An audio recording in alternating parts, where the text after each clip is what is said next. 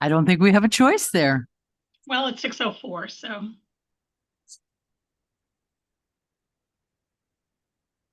Original trucker.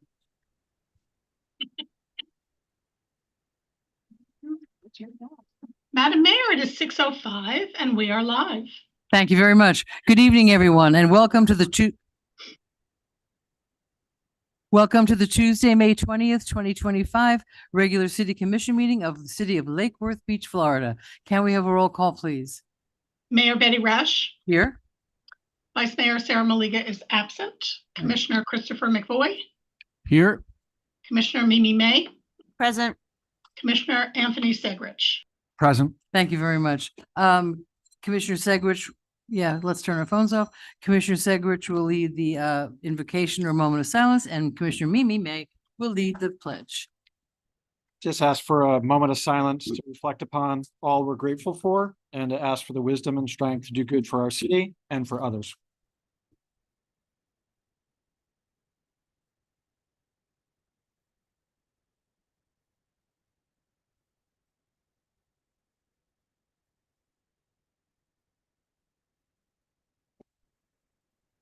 I pledge allegiance to the flag of the United States, to the republic for which it stands, one nation, under God, indivisible, liberty and justice. Bless you. Bless you. Are there any deletions, additions, or reordering? I don't have anything other than, since we read the Haitian Heritage Month proclamation outside, Right. it's already been read. It has, and it has been taken away by Our Lady, Miss Reggie. Okay, so first up, celebrating Suella Turek, our code enforcement officer, who is leaving us after 22 long years.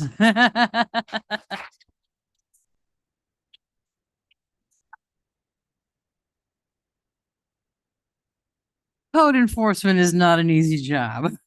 No one says, "Hi, I was hoping you'd come. Here's the coffee." But so I have known Suella for a long time. We've worked together in a number of cases in the past. And I want to tell you that my experience working with Suella has just been wonderful, professional, courteous, helpful.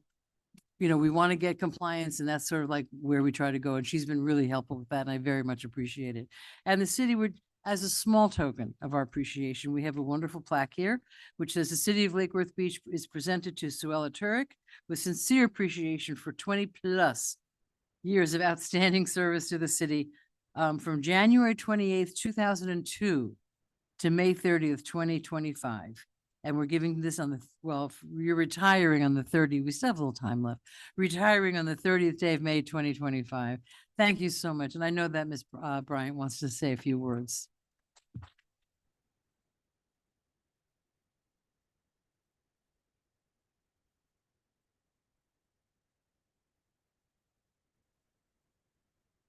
Put your mic on. Yep. I can't say. No, off. No. No. Look, There you go. It's on. Suella started with the city in 2002 and she came over to code in 2015. She started as a meter reader and she migrated over to code. When she came over to code, I was her trainer and I did not want to train Suella. No. Suella. I remember having to go back to the office on the first day and I said, I'll be back to get you. I showed up at the end of the day. We got past that. Then I put her with Larry D'Amato. He started training her. He was training her for a while and I said, Larry, she got it. So you got to be like an eagle and just push her out of the nest. I guarantee you she'll fly. So Larry had her for a while, pushed Suella out the nest. She flew past Larry. No. She did. She became a phenomenal code officer. She was so good, and she is so good until neither Bobby or I need to really check her cases, because you can just move them forward because you already know it's going to be more than enough information. She fight for the community. She fought for the community constantly. Staff knows if they want a case postponed, they send me an email and they give me reasons. They have a little sheet. Case was initiated on this day. We need this case postponed and the reasons why. I need to know if they show good faith. If they show good faith, of course, we work with the community.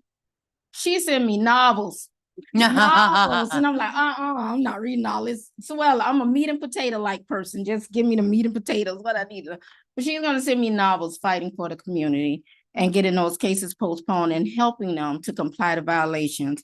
And I always use her as an example with staff to tell them what I'm looking for in cases, because she's just that good. I have to give it to her. She's good. It was difficult transferring from co-worker to senior code officer to code manager to assistant director, and with staff who I came up the ranks with. That was one of the most difficult parts of what I do. It's because you're so accustomed to getting together and talking about management, and then Now you're it. so now they talk about me.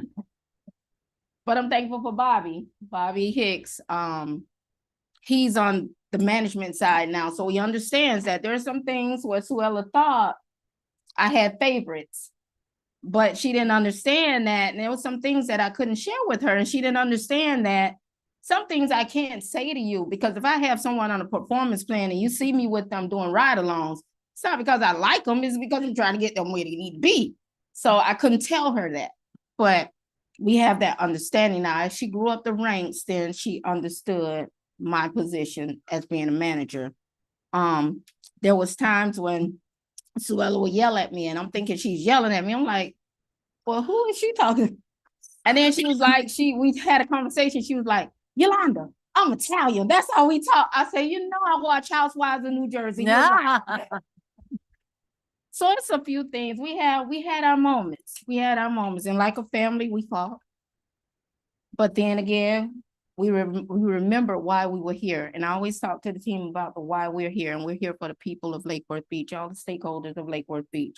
And we had a clear understanding of the why we were here.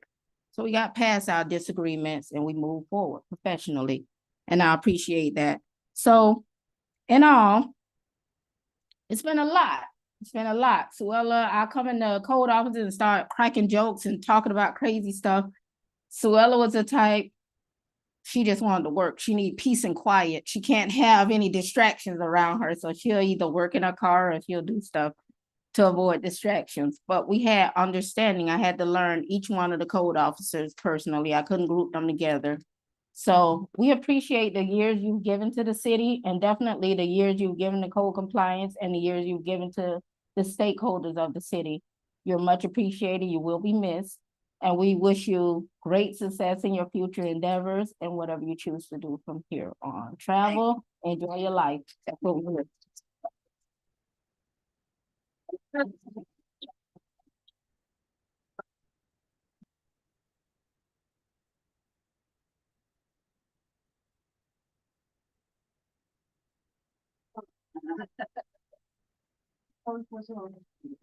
That's beautiful. You want your family?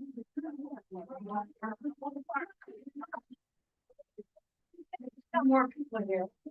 Yeah, a lot of people. Yes. I like the more picture. Coworkers, family. Everybody. I know.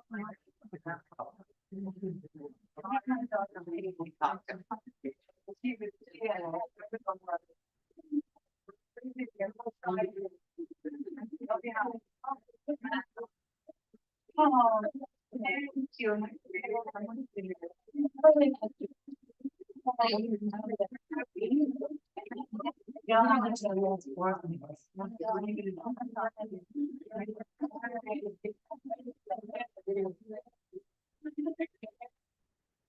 One, two, three, one more, one, two, three. Thank you.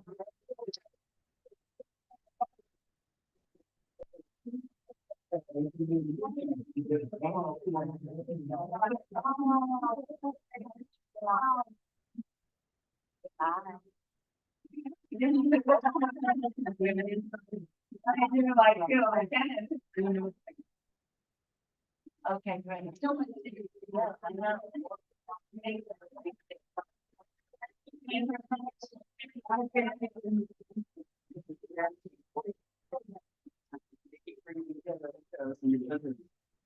want to say thank you to everyone. You get to talk. I love a speech. I just want to say thank you to everyone that came. It's very heartwarming. It really is. I can't believe all of my coworkers came. The whole building department is practically here. It really is heartfelt, and I am gonna miss all of you as well. I mean, my car is gonna want to drive here on its own. I'm supposed to be going to Publix, but it's gonna come to Lake Worth. But this is really special, and it's been really a great 23 years. Sure.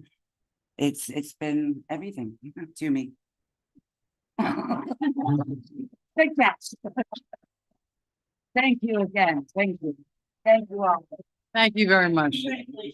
Clone her. Clone that woman. And you know, our feelings don't get hurt if you leave after the item that you are here for. Okay. We understand that completely. Okay, next up, well, it's Celebrate Our Staff Day today. And rightly so.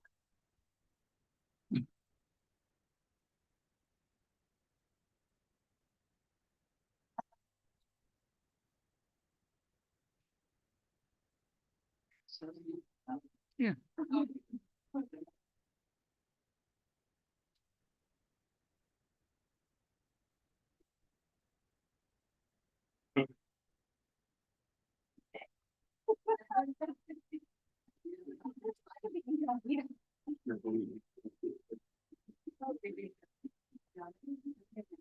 It's an original.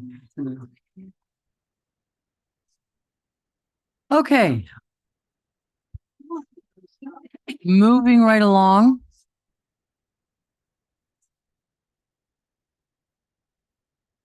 Next up, another unsung group that work in the city. Such an effusive group. No. Public Works. Who's here tonight from Public Works? All right. All right. This is for you guys. Whereas public works infrastructure, facilities, and service are of vital importance to the health, safety, and well-being of the people of this community. And whereas the support of an understanding and informed citizenry is vital to the efficient operations of public works systems and services such as water, sewer, stormwater management, streets and highways, public buildings and grounds, parks, solid waste collection, and waste processing, to name a few. And whereas the quality, safety, and effectiveness of those facilities, as well as their planning, design, and construction, is vitally dependent upon the efforts and skills of public works personnel.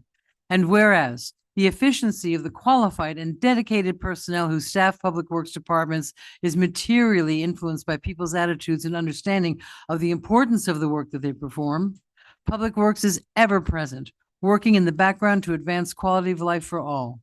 And whereas the American Public Works Association has selected people, purpose, presence as its theme for 2025's National Public Works Week, public works professionals advance the quality of life by providing an infrastructure of services in transportation, water, wastewater, and stormwater treatment, public buildings, spaces, parks and grounds, emergency management, and first response, solid waste, and right-of-way management.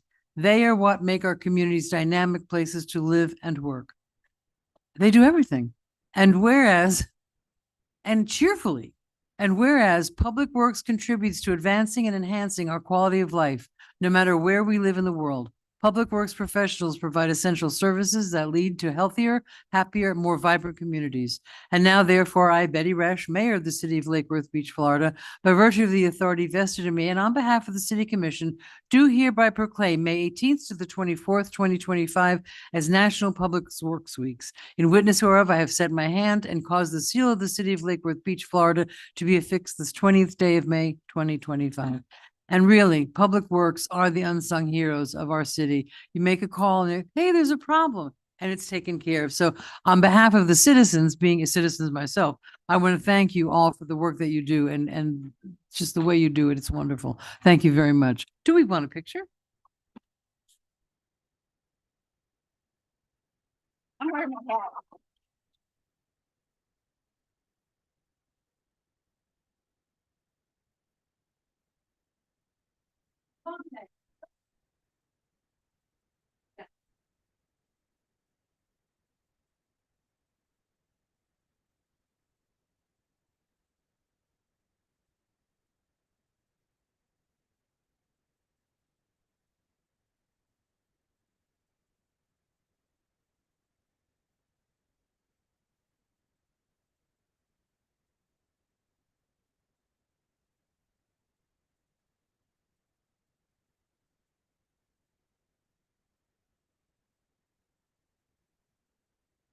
Madam Mayor, I wanted to say one thing before you guys disappear. So including myself, this is 4/5 of our public works admin team, which which is kind of the heart of public works, and where all the comments and requests and you name it come in. And we are a small admin department, but we handle a lot. Yes, so we've got Shannon Garcia right there in the black. She's our project manager, and she is kind of the FDOT wrangler, the one who's out on all of the projects on Lake, Lucerne, everything we have going on, all of the concrete and asphalt going on throughout the city. That is her. We have Melissa right there, and she is office manager / budget manager / you name it. She is kind of doing everything. And then Amina, assistant public works director. Who you're a little over a year now, right? Right. You're close. You're close. So I can't thank them enough, especially since I've been over here at City Hall, spending time and everything. I've been slacking. I have been really slacking, unfortunately. We handle a lot. So I'm hoping that we are, even though we're small, we're hopefully exceeding expectations at some level. So I get more compliments. I get many, many, many compliments about your department. If a phone call is made, then there's a response. People show up and help out and the work. And let's just say for you too, we thank you. You are still the head of public works and the leader and the guider, the guidance of everything. And thank you very much for the work. we are trying. But thank you guys so much. Appreciate it. Thank you guys. Next up, we have our beach folks, the people that save lives. Yep, go ahead. Go, get out. Shoot.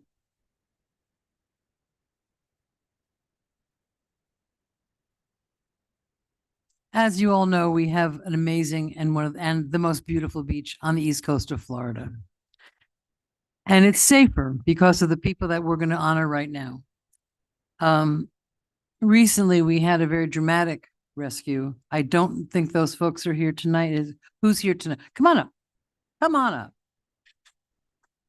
Everybody. Everybody. Hi. Who was involved with the the recent was it? Okay, well, amazing, amazing. That was just an amazing situation that you saved lives. So here's a proclamation for you guys. Whereas the beautiful coastal and inland beaches of Lake Worth Beach represent a world-renowned recreational resource. And whereas the city of Lake Worth Beach residents and visitors alike are drawn to these beaches by the millions each year for water and beach activities.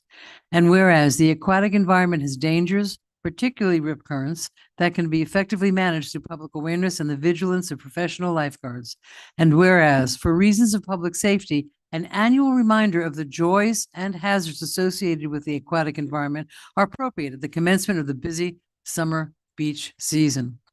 And whereas the city of Lake Worth Beach residents and visitors alike must remember, learn to swim, swim near a lifeguard, swim with a buddy, check with the lifeguards, use sunscreen and drink water, obey posted signs and flags, keep the beach and water clean, learn rip current safety, enter water feet first, and wear a life jacket. That's a nice, good list. That's an inclusive list. Now therefore, I, Betty Resch, Mayor of the City of Lake Worth Beach, Florida, by virtue of the authority vested in me and on behalf of the City Commission, do hereby proclaim May 19th to the 26th, 2025 as National Beach Safety Week. In witness whereof, I have hereunto set my hand and caused the seal of the City of Lake Worth Beach to be affixed this 20th day of March, May 2025. Thank you very much. Really,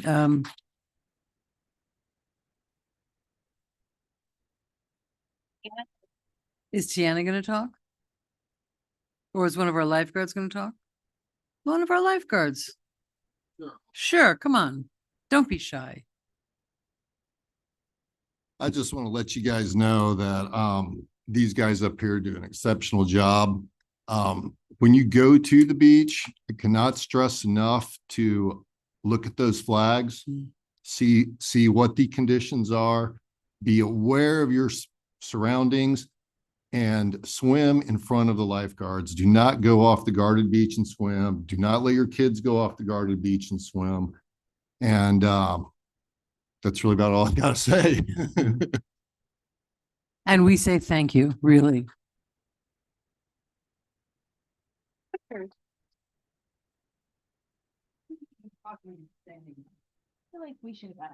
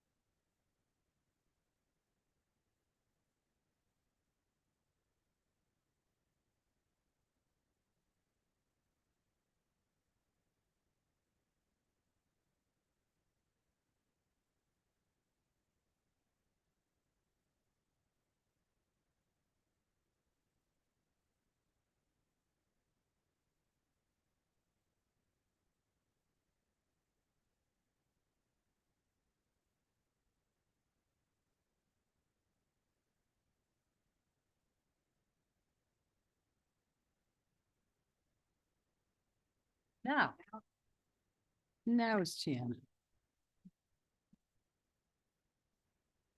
And now we're going to hear from Tiana McKay, our Director of Leisure Services, and Cindy Ansell, our amazing library manager, regarding the Founders Day Walk, Run, Read event.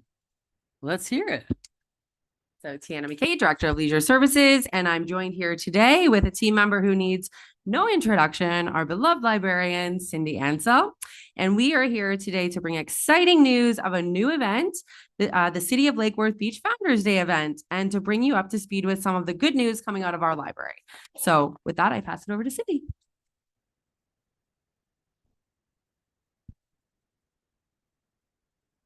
Well, I'm Cindy Ansell, a city librarian, here to give you some great news. You don't always hear good news, but if you come to the library, which is the happiest place in Lake Worth, and you'll see your tax dollars at work, and we're doing great things. So if you're feeling blue, come to the library because good things are happening there. But one of the things we're introducing this year that has been on my heart for a few years is to have a Founders Day celebration. So we're going to do that this year on June 14th. Because June 14th, 1913, we were made the town of Lake Worth. And that was 112 years ago. And I found an exciting thing, courtesy of Mark Easton. He brought me the charter that was signed in 1925, which would have been 12 years after the 12 charter. And this was the new charter that was signed in 1925, 100 years ago, that changed our name from the town of Lake Worth to the city of Lake Worth. So we have the charter right here. You can come and read it at the library if you want to. But so we're celebrating our Founders Day with this Walk, Run, Read Festival. And it's going to be at the Cultural Plaza, Saturday, June 14th from 10 to 1. And I'm going to talk just a little bit about some of the things that are happening at that festival. First of all, the Cultural Plaza is going to be filled with booths and tents and tables of community organizations, neighborhoods, our fire department, our police department's going to be there, the sheriff's department. Leisure is going to be there with the rec department. Our recycling group is going to be there, and several other community groups like the Art League and the Women's Club and different people like that. So there will also be on the Cultural Plaza, there'll be games, there'll be a putting green, there'll be cornhole and different things that you can do there. But then the exciting thing is that at 10 a.m., kids can sign up to do the Founders Day Dash, which is a circuit from right in front of the library on M Street. Kids from 2, so I don't know how great the 2-year-old runners are going to be, but anyway, we're trying it. So from 2 to 11, and they won't be all in one group. Don't worry. The 2-year-olds won't get run over by the 11-year-olds. But the Lake Worth Run Club is organizing this dash. And so we're going to have 5 different heats, and the kids are going to run, and the participants will get a beautiful yellow bucket hat for running. So that's going to be for the kids at 10. And you actually register at 10, and the run starts at 10:30. Then at 11 o'clock, we're going to introduce the next big event, which is the unveiling of the Library Loop, which is an app that goes on your phone. You'll be able to get it from the Google Play Store or Apple Play. And it's an app that as you take a walk from the library down Lucerne, across and back on Lake, you make that little loop. This app will tell you what you're walking past, and it'll tell you the history of the buildings and the different things that you can see as you go on the library loop. So we're going to unveil it at 11. We're going to encourage everybody to put it on their phone and to take the walk. And if you take the loop and you take a selfie of your self on the loop and show it to us, then you get another prize. So that's going to be the next part. So we just hope that it's exciting, this app that we're putting together. We're just very excited about it because it you know, a lot of people are walking that way normally, and a lot of times they don't know what they're passing. So we're going to tell them what they're seeing in our beautiful town. So yeah, so that's going to happen. And let's see. So then we're just going to say happy birthday, Lake Worth. You're 112 years old. So that's the first thing I wanted to tell you about, and invite you all to come to our Founders Day celebration. It's going to be great. Okay, the next thing I'm going to do is bring you up to date on our Lake Worth Herald digitization project, which you all support, and you've been so enthusiastic about getting this done. We're going to get it done. Okay, we need to digitize 42 years of the Lake Worth Herald, which have been donated by the Eastons to the library. So we have all these papers. And if you don't think they're fascinating to read, these papers are just great. So we have a proposal from the Paperboy Digital Consulting. The whole project would cost $49,000. So how are we going to pay for it? Well, this is how we're going to pay for it. We got a grant from the Southeast Florida Library Information Network for $5,000. It was a breakthrough grant that we got to get our grant to get the project going. We had a gala back in January that many of you attended. We raised $5,000 at that gala for the project. And then we also got a donation from the city, from the street painting festival. They sold little tchotchkes, I don't know, merch. Yeah, there you go. Merch. Anyway, and they donated $21.81 to our project here.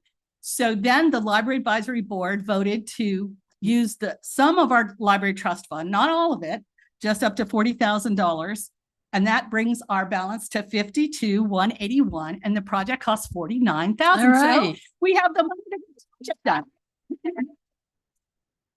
So, and it should be done by the end of the year. All right. So we will have then, when Wow. we finish this project, we will have the Lake Worth Herald. And believe it or not, we had issues of the Lake Worth Herald from 1912, right? Well, as they were cleaning out their offices, Mark found issues from 1909. Wow. So we have even earlier than we didn't even know we Wow. had. So we have all these wonderful papers. They'll be all online. You can look them up on your phone. You can do it at home. You can remotely, whatever, you can read this fascinating history of Lake Worth. Wow. So I'm just so excited to announce that that project is going to actually. That's fabulous. Great job. So yay for us. Yay for us. Yay for Lake Worth. Then the third thing I just want to remind you quickly about is our summer reading program, which it's on the screen there. It's June and July, 8 weeks. And we have programs for toddlers, BBK, but also for kids in elementary school. Here's our little postcard. And so they can come to the library, do their summer reading. We give them reading logs. They get prizes when they bring them in, and we encourage them to take them to their teachers when they start school in the fall to show what they've been reading for the summer. Our theme this year is a world of color, and they're going to do a lot of different art projects along with the reading. So we've got lots in store, good things happening at the library. So I wanted to bring you up to date. Thank you. You are welcome. Thank you so much, Cindy. From the day that I started, I've been hearing about this Founders Day event, and your passion is just so appreciated. And keeping with the spirit of recognizing staff, we do have 2 library staff that I'd like to quickly recognize. They unfortunately couldn't be here, but just to publicly, one is Jennifer Movick, who is the library's literacy programming specialist. She received the Betty Davis Miller Award for Excellence in Youth Programming at the Florida Library Association conference last week. For 2 events that she was recognized for were the Athliteracy event that happened in July and the Comic-Con event that happened in January. So really that's a big accomplishment for our library team. And then lastly, we have Anne-Marie Marcel, our library associate, who just last week reached her 25-year milestone with the city of Lake Worth Beach. And Anne-Marie began her career as a library page at the age of 16. And for many years, she sat at the front desk and was the first face you saw when entering the library. Currently, she serves as our library's cataloger and processes our library's materials. Congratulations, Anne-Marie. And that's it. Lots of good news coming Thank out you of the very much. We love library. when you guys give us good news. Thank you so much. All right. Oh my God. What would she do? What would she do? Thank you very much. Next up, we have. Oh, wrong agenda. We have a presentation by Diane Hutchinson, who's the president of the Lake Worth Art League. I asked this to come forward because, come on up, the Lake Worth Art League is a little known. We need to know more about the Lake Worth Art League, and that's why Diane is here today. And I'm going to preface this by saying I have a deep commitment in my heart to, when we open up the annex building again, to give the Art League a permanent home, because Diane's going to give you. I know they're going to hate me up here, but that's okay. Oh, there we go. Art. They brought art. I've gone to a number of their openings, and it's such a really wonderful group. And we are an art city, and let's celebrate. So take it away, Diane. Very much. My name is Diane Hutchinson. as Betty said. Get closer to the mic. How's that? Is that Much better? better. Okay. I have been president of the Lake Worth Art League since April of 2024. When my board and I took over leadership of the Art League, we were told that our being able to sign another lease in September 2025 would be improbable. The league had been operating on money which was initially intended for a scholarship fund, building fund, and general operating fund. We were running low on funds. We took this as a challenge. We've struggled through the past several years to pay our rent, which has been increasing yearly. It's now around $2,700 a month for that little organization. Because of a recent $10,000 matching donation from one of our members, we will be able to sign that lease for September. We took the challenge and we met it. This was great. It was a game changer for us. Thank you. I know I was good there. It was a game changer for us. As a result of the donation, we've gotten another $7,500 from our members and a generous $1,000 donation from Commissioner Mimi May. Thank you, Mimi. So we've gotten enough money to get us through another year, one more year. Okay. That doesn't mean we're going to stop trying. Okay. So we've gotten enough money to get us through. The stress of not knowing if we will be given enough money for, year after year has been very intense. I've seen the stress on our members' faces when they ask about, are we going to have a space?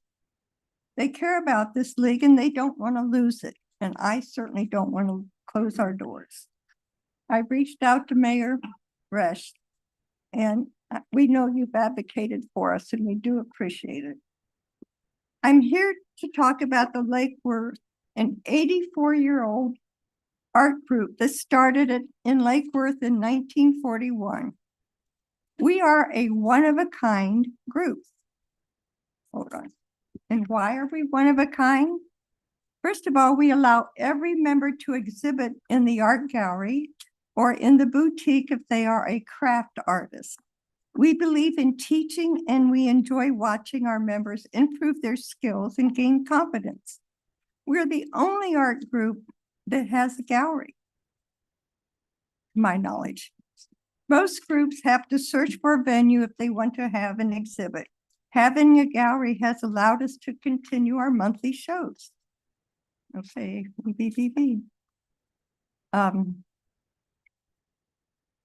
okay. We would greatly appreciate a space in the annex to continue our place in the community. We previously had 3 rooms in the annex, and we would certainly appreciate 4 rooms after the renovation. Now you're getting greedy. Now I'm getting greedy. Okay, now I am. But it is. Okay. I was there in 1997. I had a show at the annex, and it was a nice place. It was free. Reaching out to the community means attacking a big problem among seniors. It's loneliness. The Surgeon General has said that loneliness is just as bad and just as dangerous to your health as smoking 15 cigarettes a day. That's pretty powerful. This was in the Costco Connection, and there were many articles in the Palm Beach Post about loneliness among the elderly. You might have noticed some of us are Of a certain age. elderly. Okay. We don't have lonely people in the Art League. Even though the majority of our members are seniors and are alone, they have a purpose with the Art League. They sign a membership form that says they will perform at least 4 hours a month if they exhibit in the gallery or in the boutique. Most members give a lot more than the 4 hours in every month. In addition, we learn from like-minded artists and we make friends. Our members love the Lake Worth Art League, and the loss would be terrible. I'd like to give you an example of a typical month where members bring their new artwork to be accepted to the new exhibit. Typically, we have members who accept the artwork, making sure it's prepared correctly. We don't allow any obscene or political images. The next step is for members to sign up for gallery sitting. Then they complete their exhibit forms and bring them to members who assign numbers. We provide receipts for their payments to exhibit. Someone must then type the name labels for each entry, and finally, someone must put the labels on the appropriate works of art after the judge has finished the job of judging the show. Each exhibit is judged, and ribbons and checks are given to the winning entries. These are presented to the winners at our reception. Of course, checks have to be written for the judge and the winners. This is a job for our treasurer. We have several members who prepare the gallery for our receptions. Members bring food and drink to share with other members, and we have members who get the ice and set up the tables. There's a lot to it, okay? We are constantly busy, which again gives each of us an important job to keep the doors open in the Lake Worth Art League. I would like to talk about some of our activities we've participated in the last 6 months. I'll begin with BiblioArt in connection with the library. We've been doing that for years. It's always a fun project to watch the children paint as their parents watch. More recently, we had 26 kindergarten children from Sacred Heart School who enjoyed a field trip in the gallery with their teachers and principal. These children painted while several of our artists sketched the children while they painted. The children's work of art are currently hanging in the gallery with the photos of the children who painted them. It's worth seeing, it really is. A group from Boynton Beach visited the gallery for a tour and lecture about our history. As Cindy Ansel mentioned, we will be participating in Founder's Day on June 14th, as well as we're in the library loop, which is great. And we're included in the summer reading program with the children. We will be there. It's about color, so we'll be painting with the children, fun. whatever they want. Oh, I shouldn't say that, shouldn't I? Whatever. Within reason. As a fundraiser, and fundraising is something that artists are not inclined. I hate to say that, but we're not. But as a fundraiser, we are planning a fashion show where one of our artists will design and sew 20 outfits for our members to model. During the event, we'll have a silent auction. It's going to be fun. You ought to see me trying to talk women, with all women, into modeling. And they said, I did it when I was 7 years old. But we're going to do it now. Do it again. 77. Okay. Ending the year. Oh, this is important. Ending the year in December, the art teachers from Oxbridge Academy will have an exhibit in our gallery. Then in the May of 2026, the art students from Oxbridge Academy will have an exhibit in our gallery. So we haven't been sitting on our duffs. We've been doing everything we know to raise funds, but unfortunately, this is at the expense of our being artists. Artists aren't typically fundraisers, but we're learning because we're desperate to keep our league viable. We would greatly appreciate returning to the annex when the renovation is completed. We've managed to exist during the last 14 years without any help from the city, but the time has come. We need your help, desperately.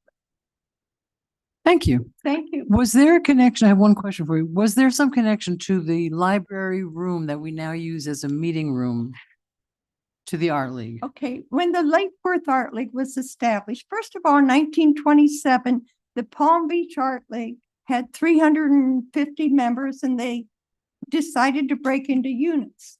The Lake Worth Art League was formed in 1941. Okay, and we are the remaining remains. Vestiges. Yes, yes.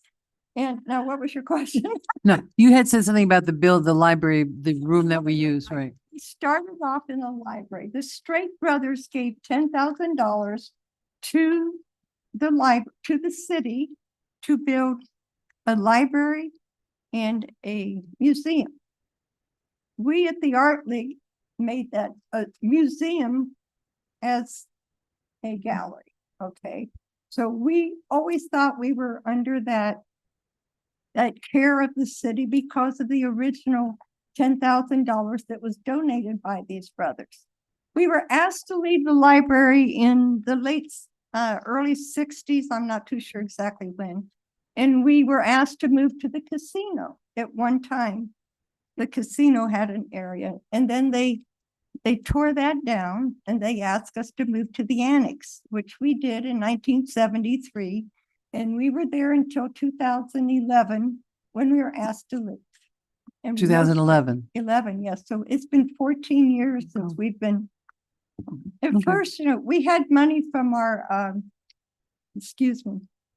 we had a scholarship fund, we had a building fund, and we had our regular operating fund. But as a result of not having help, our funds are gone. Low. Funds are low. No more funds. Okay, normally we don't really have a lot of comments for presentations, but since the Art League is a member of our community and doing an ask for the city, I'm going to allow it. So Ms. May?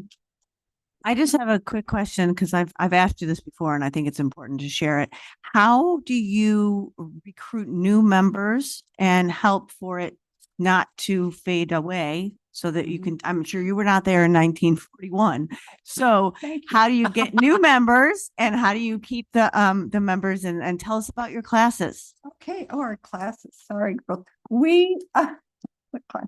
Okay, we've been getting an average of 2 new members a week. I Wow. mean, we're on Instagram, we're on Facebook.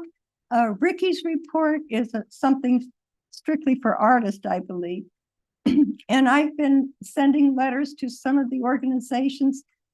For example, the Women in the Women in the Arts. I don't know if that's the exact name, okay, but they don't have a president, so they're going to be closing down. So I'm offering them to come to our art gallery. Again, we have a gallery. Other places don't.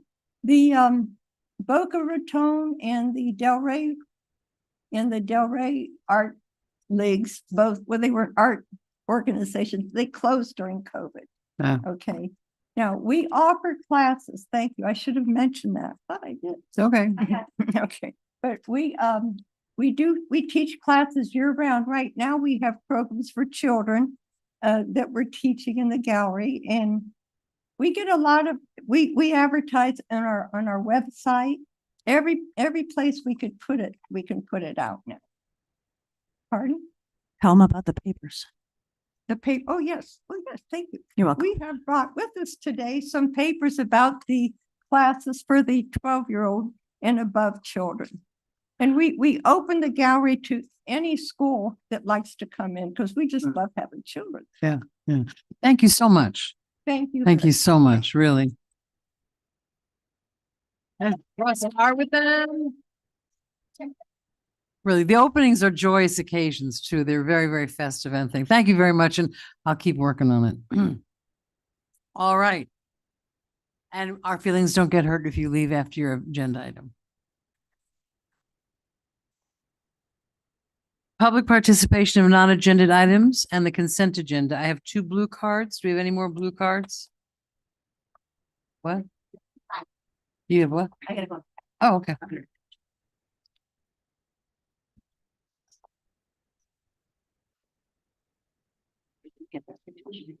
Oh, oops.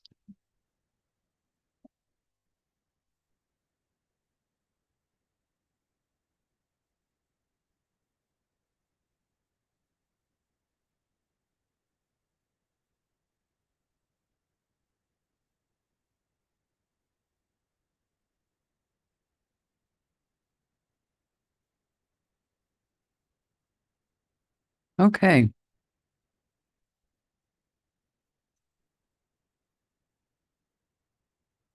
Is that non-agenda? Okay. Okay, first up is Peggy Fisher.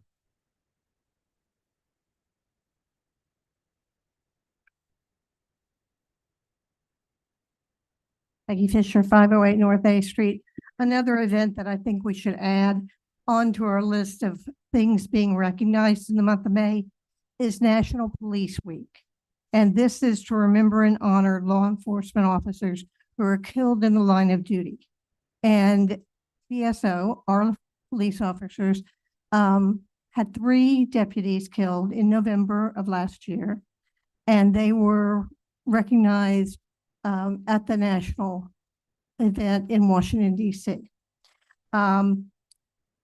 I was concerned when I heard that we did not have an agreement yet with Zykovich to do anything specific in evaluating the beach. I want to point out that you all selected them on October 30th, 2024. So that's a long time. So I think that we need to move forward a little bit faster. We've done many, many studies on the beach. The other thing I wanted to bring up was at the last commission meeting, resolution number 22-2025 came before you all. And this was a resolution to give notice of a upcoming public hearing for abandonment of a right-of-way at 507, I think, South Dixie Highway. That sort of went off the rails. And it took you all 46 minutes of talking to take a vote, which ended in a tie. Commissioner May tried to pull everything back to the purpose of the resolution, which didn't work. So I looked at several other recent resolutions, and on November 19th, 2024, there was a resolution about doing an abandonment at 1600 South Dixie Highway. That motion was made to give notice, same type of motion was made by Diaz, seconded by Commissioner McVoy, and voted unanimously, and it took 2 minutes. 2 minutes. The public hearing vote took 1 minute and 36 seconds. Madison Terrace, that resolution came before you in September 5th, 2023, and motion by then Commissioner Stokes, seconded by Diaz, again a unanimous vote, and it took 2 minutes and 59 seconds. That's a very wide difference from sitting up there talking about what you were supposed to talk about in the public hearing. This resolution, and you all should have known this from reading the resolution, was to give notice, was to instruct the clerk to advertise 10 days before a public hearing. That's all it was about. And I'm sure city attorney at the time knew that, city manager knew that, May obviously knew that because she tried to bring you back to that. And it was very disconcerting to see the applicant walk out in the hallway going, what do we do? Thank you, that's time. Thank you very much. Todd Townsend. Followed by Per Lorenstein.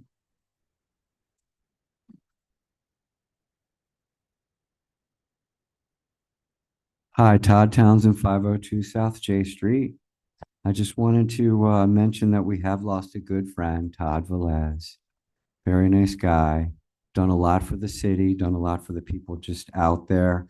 But I wanted to talk about a certain project that he was working on, which was really good. So this is concerning the school children's access bridge for Lake Worth Beach Middle. My team consists of Mr. Sanchez and the entire Board of Education, including the school police, Maureen at FDOT, staff at FDP, Department of Transportation, Senior Representative Caruso, former principal at Lake Worth Beach Middle, myself, the governor's office, and votes of confidence from the former Mayor Triolo and former Commissioner Jennings.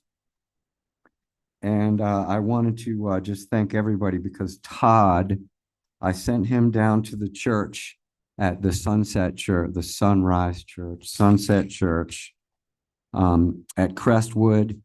And I asked him if he could get us a turnaround there. And he did. I was only asking for one lane so that people can go down Crestwood, drop the kids off there, and then come right back up. But he got us 2 lanes. So now if you're going to be dropping a kid off there, once the bridge is built, you'll be able to go down either Crestwood or 14th and just make a nice little quick turnaround. And the church is down with us on that. So we'd like to see some extra help with that because the former commissioner over here didn't, I don't know. But so I wanted to see if I could ask Mr. Segrich, because I know you're working with the TPA now, right?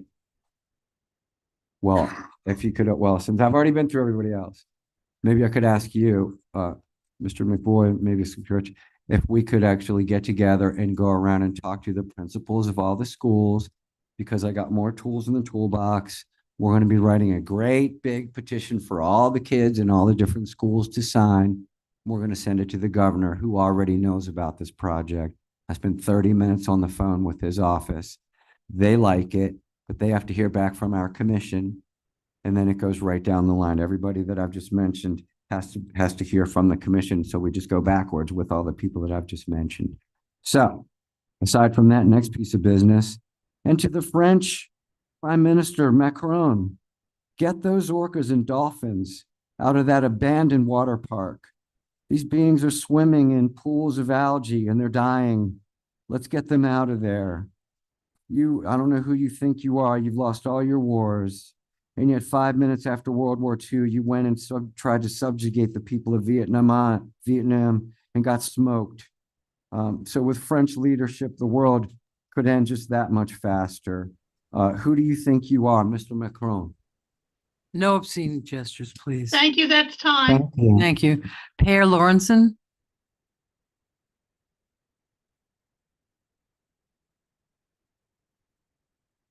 Per Lawrenson, 320 North Lakeside Drive. I would like to bring to the commission's attention that the city has a extremely large, ongoing, increasingly serious public safety issue. The mayor is quite aware of it, having been to my house, seen thousands of golf balls, seen the actual situation. I believe other commissioners are aware of the problem, have seen a proposal that was recently submitted for how the problem could be mitigated, could be resolved, and how there could actually be some upside for the city in doing so. But the bottom line is that the city has a 99-year-old course that was redone in 1948, and unfortunately at that time they changed the layout of the front nine so that the third hole runs parallel with all the houses on North Lakeside Drive. And since then, the golfers hit 60 yards further than they did at that time. And so the hole is being outplayed. It is obsolete. It is very dangerous. It's a very difficult problem to address, but it must be addressed because thousands of balls, literally thousands of balls, are leaving that tee and going into the neighborhood between the middle of the 200 block and the middle of the 400 block and all the way over to Palmway. These are houses that are on the other side of North Lakeside. My neighbor across the way on the west side of North Lakeside has had both his windshield smashed, and he has been personally hit coming out of his front door. My neighbor immediately to the north has had 3 windshields smashed in a 2-month period, 2 within 1 week. It's really quite unbelievable. I was outside today, ball landed 10 feet from me, a drive. This is a drive that's hit at about 150 miles an hour. It landed 10 feet from me. I have half a thousand golf balls sitting out here that I'd be happy to show you when this meeting is over. I brought them for your viewing pleasure. This is a serious problem. The city has a liability issue for all of the people going up and down the street who I did an informal survey. It was a person every minute in motorized wheelchairs, baby strollers, bicycles, people walking their dogs. Any one of those people could get hit by one of these balls, one of these. I mean, there are literally thousands of balls. I was with a neighbor across the street on the other side this evening, and she picked up 4 or 5 balls in her yard on the other side of North Lakeside. This is a problem the city must address because somebody gets hit, some kid in a stroller, the city will have a lawsuit that is because they have an ambulance chaser will have a field day and the city will be taken to the cleaners. Your insurance company will cancel you. We taxpayers. Thank you, that's time. Thank you very much, Mr. taxpayers will Lorenzen. pay. Thank you. You know the problem. Good to see you again. No Good to see you both. Yeah, I do. It's not agenda. Pam Triola?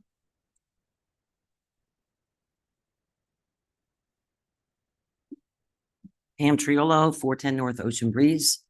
I lived next door previously to the gentleman that was just speaking, and I can tell you that it is a nightmare. That area is inundated. I actually had a backyard wedding for a friend of mine and put some tents up in the backyard, and several golf balls managed to miss the tents and land right in front of the groom and the groom. I laugh, but it's not funny. Someone could be seriously hurt. We've seen people hit by golf balls before. In fact, we have to basically not do any gardening or yard work in the past. Outside, we can't use our yard all day long. This was my past. But I know this gentleman's house and his wife, they get hit 10 times more than my house, which was just next door. It just happens to be right on that sweet spot.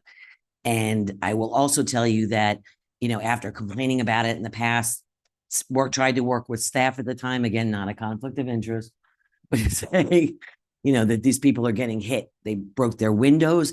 One landed on the bed of someone in their bed, went through the window to their bed, landed on their cars in their front yard. People across the street on Lakeside also hit their houses.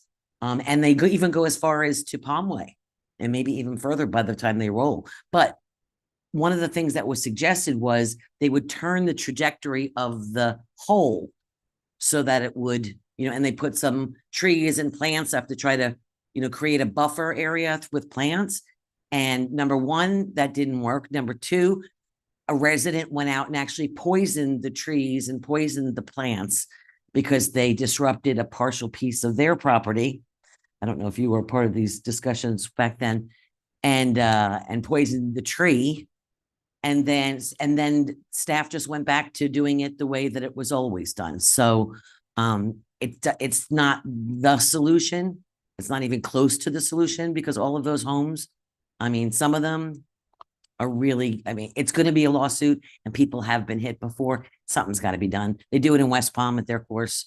They have residential neighborhoods up next to it. So thank you. Thank you. Okay. Next up, consent agenda. Do I have a motion? Go ahead. Motion to approve the consent agenda. Do I have a second? Second. All in favor? Aye. Aye. Thank you very much. Okay, ordinance. Wait, you skipped the minutes. I did skip the minutes. I don't want to. Do I have a motion to approve the minutes? Motion to approve the minutes. Do I have a second? Second. All in favor? Aye. Aye. Thank you very much. Now, thank you. New business ordinance 2025-01. First reading. Please read by title.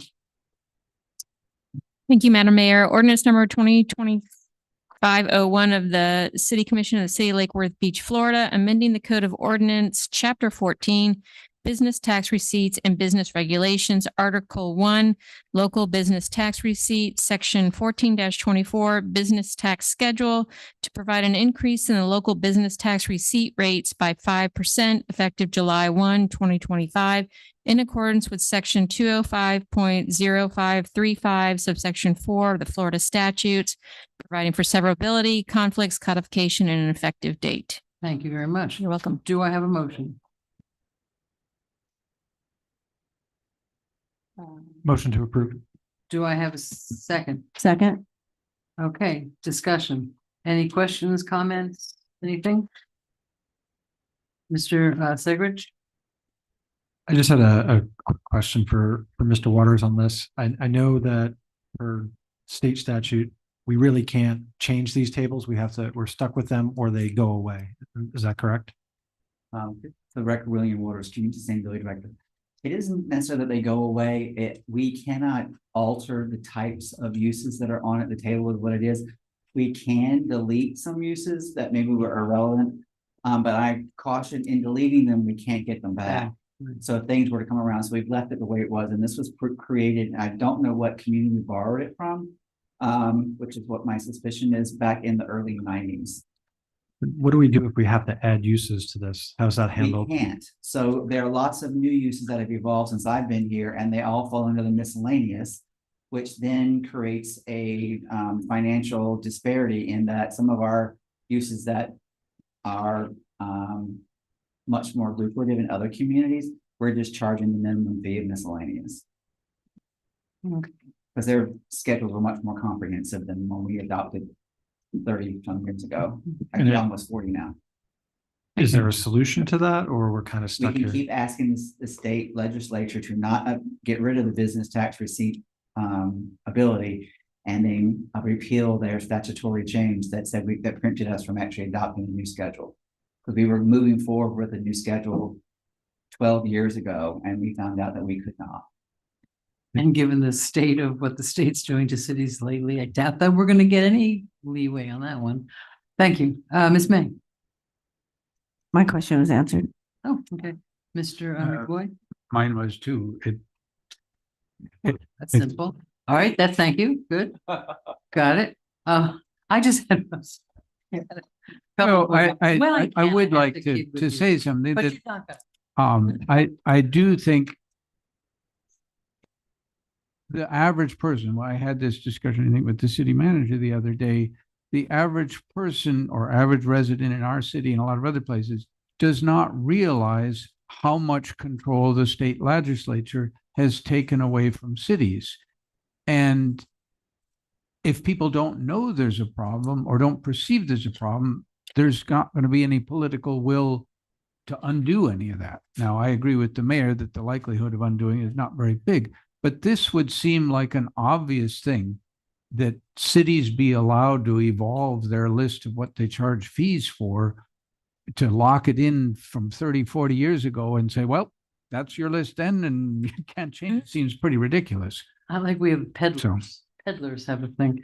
I just have one question. For professionals, it's 175. This is a yearly charge, correct? Yes. Okay. 175.90, but then down here, professionals, home occupation.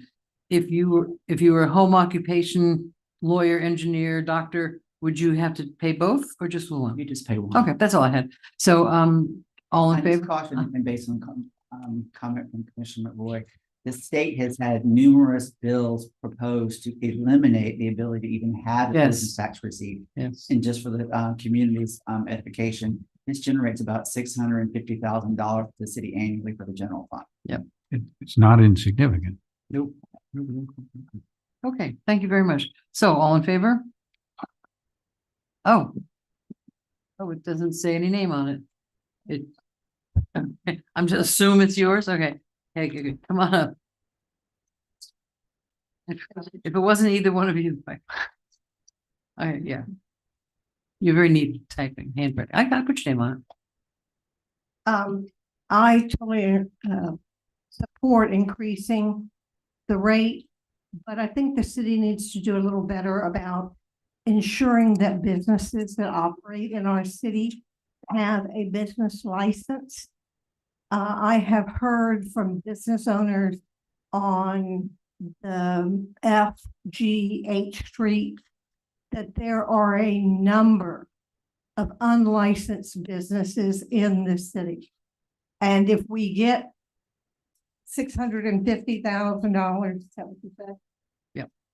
Then if we made sure our businesses were licensed, we would be getting a little bit more and have a little bit more funds.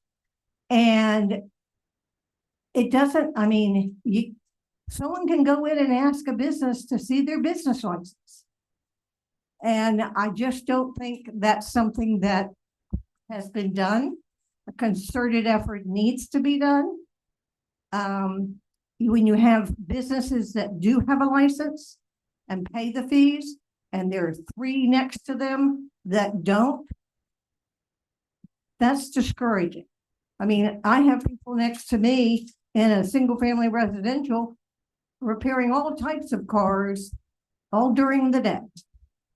And there's lots of unlicensed home care, baby care, nursery, children care going on in homes. That I just think the city needs to address the lack of businesses having licenses. Thank you. Okay, all in favor? Could I just Mr. ask McBoy? Mr. Waters for, Oh, okay. you're probably gonna ask the same thing I would. Yeah, can you address Peggy's questions? Well, probably, but included in the top 5 code violations that we manage is a lack of a business license or activities beyond the business license that's been issued. One thing that we've tried to do is with businesses, they're supposed to have an annual fire inspection. And we've tried to cooperate with the Palm Beach County Fire Rescue that when you go to inspect a business, what type of business are you inspecting if they have no business license? Right. That's getting better. It's not where it needs to be, but that's one way, because we don't normally just go in, force our way in, code compliant, we can't do that. But again, one of the top 3 besides yard maintenance is lack of a business license. Do you need assistance from the commission in helping to set up a meeting with fire rescue? There are two new fire inspecting people in the city. And so then Yolanda Robinson, who left, was our assistant director for code compliance. They have a safety meeting once a month.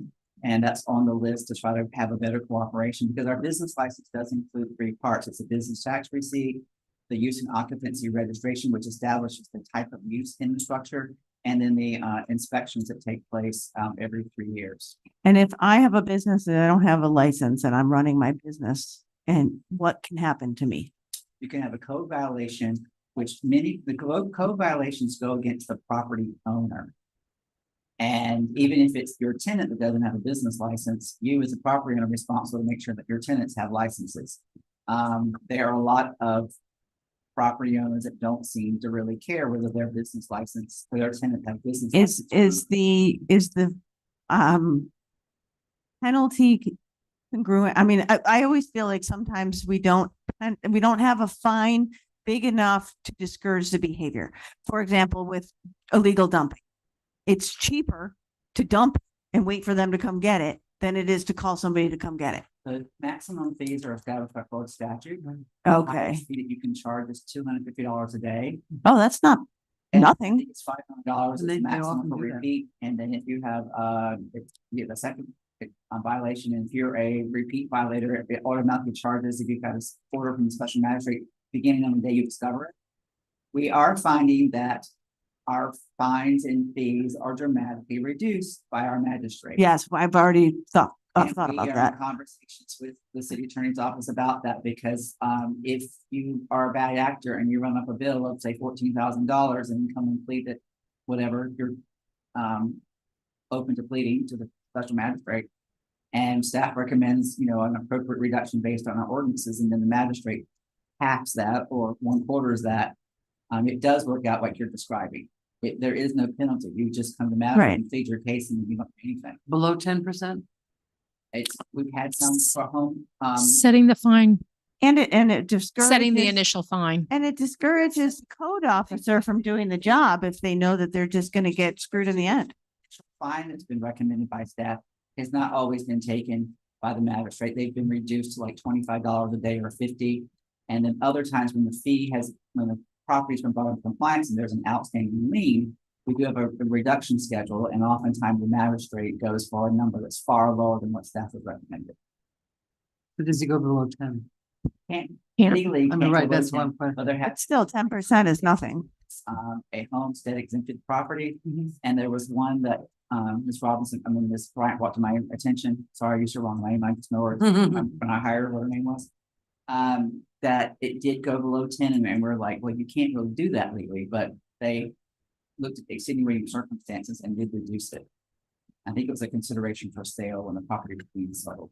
And then William, if there's a fine outstanding, where does it go? Is there a lien on the house? Is it on their tax roll? Like, how does it work? We have 2 different options. It's a lien against the property, Okay. which runs, and if it runs for 20 years or more, then it just goes away automatically. And we've had some that just peter out. That have been the ones that the liens that aren't paid. I don't remember, maybe Christy can help me with that. I don't know what happens if the lien stays running for more than 20 years. But then we also have assessments that we can do for demolitions, lot clearings, and board ups that actually go on the tax roll, which you're going to hear one of those coming up very soon. I think we have a list of like $14,000 that's owed for city services that are provided. If we also do chronic nuisance assessments on like a property has a chronic nuisance declaration, and there are things that need to take place in furtherance of trying to have it not be a nuisance anymore, and the owner doesn't choose to do it, we have a little bit of a fund to actually go do that on their behalf, and that can become also an assessment on the tax roll. Okay, but going back to the unlicensed businesses, can't shut the business down? No. So they can run without a license? Theoretically, it's got to be how the statute is set up, yes. Now, we do call in partners that involve other licenses that have more authority. The Palm Beach County Fire Rescue can shut a business down for fire violations and that sort of thing. Department of Health can, DEP can. We have called them and we need their assistance, but again, it has to be a violation related to things that are under their jurisdiction. versus just, oh, you're operating without a license. Okay. I appreciate that. Thank you. It's people don't understand how difficult it is to get there. It's and very ineffective at some point.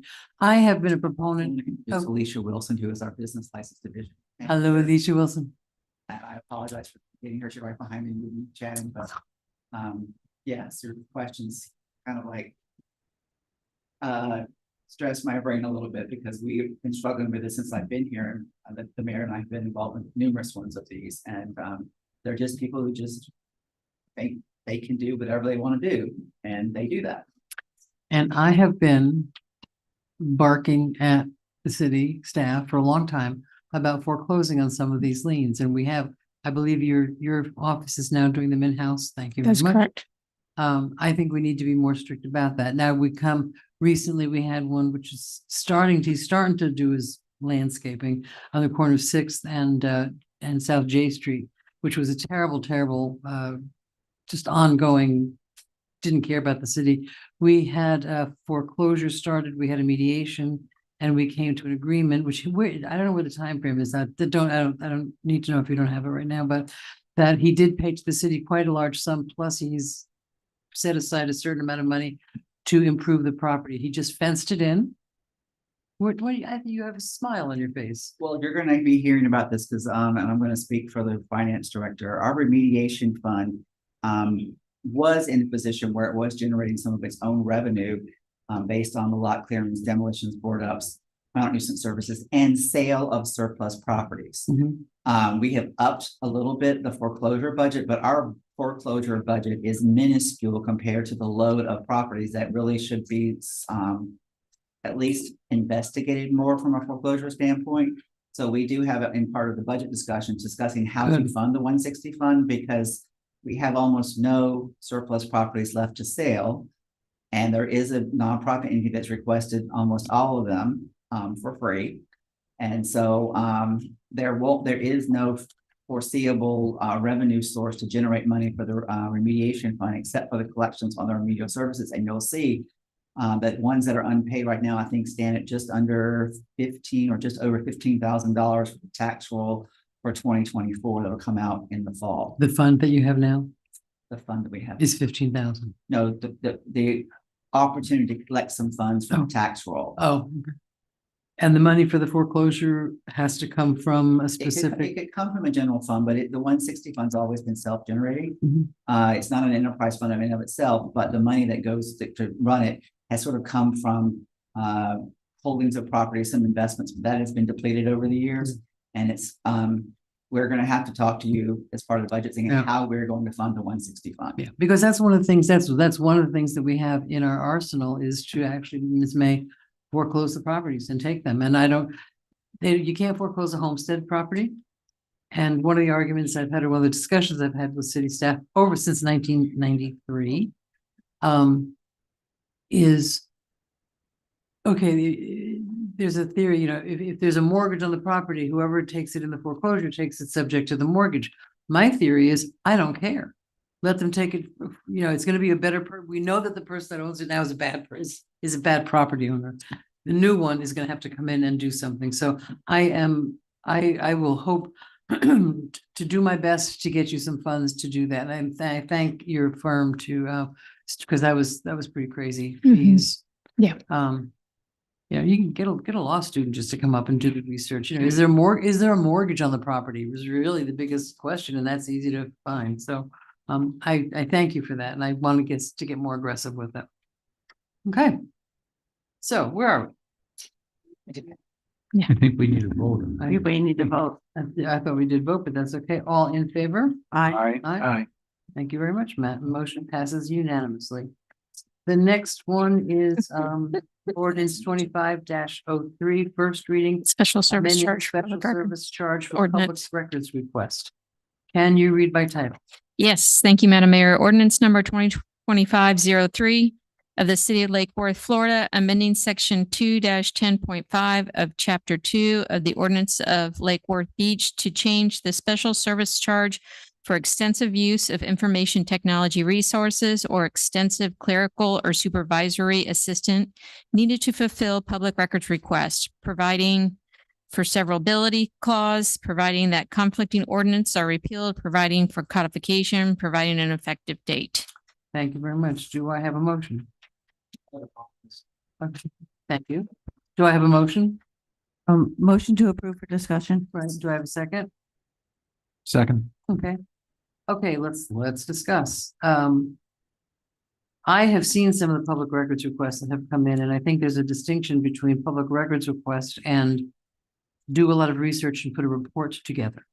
And a lot of the things that some of the things that I have seen coming in lately are not give me the minutes of the July 4th meeting from last year. It's get this information together and give me a report, which is, I don't think, really the function of a public records request. And I don't think we should do it. I think that if we should certainly charge for it if we are going to do that. But I think that it's gone way beyond some of the public records request. I don't know. I haven't seen them recently, but in the past couple of months, it's been beyond the pale, really. So, and even public records requests from asking things from private organizations. So, Mr. Segridge? So I did a little bit of my own research and looked at other municipalities in our area and throughout Florida. And what I found is many of them charge after the first 15 minutes. Right. Many also charge after the first half hour. Almost no one does after the first hour. So I think the changes that we have in here are in line with other communities throughout Florida. But I did have one question for our attorney. Mm-hmm. There were a few public records requests. I actually did one myself where I asked for emails based on certain keywords, and they very quickly came back with the number of emails. But then I was told an exorbitant amount of an exorbitant price to review each and every email that they were going to send me. And I was confused as to why would the city need to do a legal review or a staff review of public emails before sending them to somebody? Why couldn't they just send that whole batch over? Okay, and that's a good question. What happens, unfortunately, with emails are that when you work with like the clerk's office to decide on those keywords to do a search, it goes to all the emails. So all the emails for the city are indefinitely retained. So all the emails are there. They run the search and it pulls back 1,000 emails or something like that. Each email is an individual record in and of itself. So that means before we can release that through a public records request, we have to check to see if there's any exempt or confidential information in each and every email. So if someone accidentally sent an attachment that had a social security number in it, you got to look at that email, you got to look at that attachment. You go to the next email, and it's that same thing for every email. Is there a home address for someone who has an exemption for their home address to be released? We got to exempt that out. So you've got to go through every single record, which in that case with emails, every email is its own record set, go through it, take out any exempt or confidential information. It's time consuming. And that's why we do an estimate of what we think it'll take, because looking at each of those emails and then make the requester pay that amount. So it's primarily for like PHI and anything that's exempt or confidential. Well, that makes a lot of sense. Yep. Thank you. You're welcome. Mr. Brown. Oh, Commissioner Segridge also, I was going to ask if the clerk had anything else to add to this item, but Commissioner Segridge had covered some of that. Okay. So Madam Clerk, I don't know if you had anything to add on this item. The only thing I would have to add is that it's very rare that there's actually a legal review.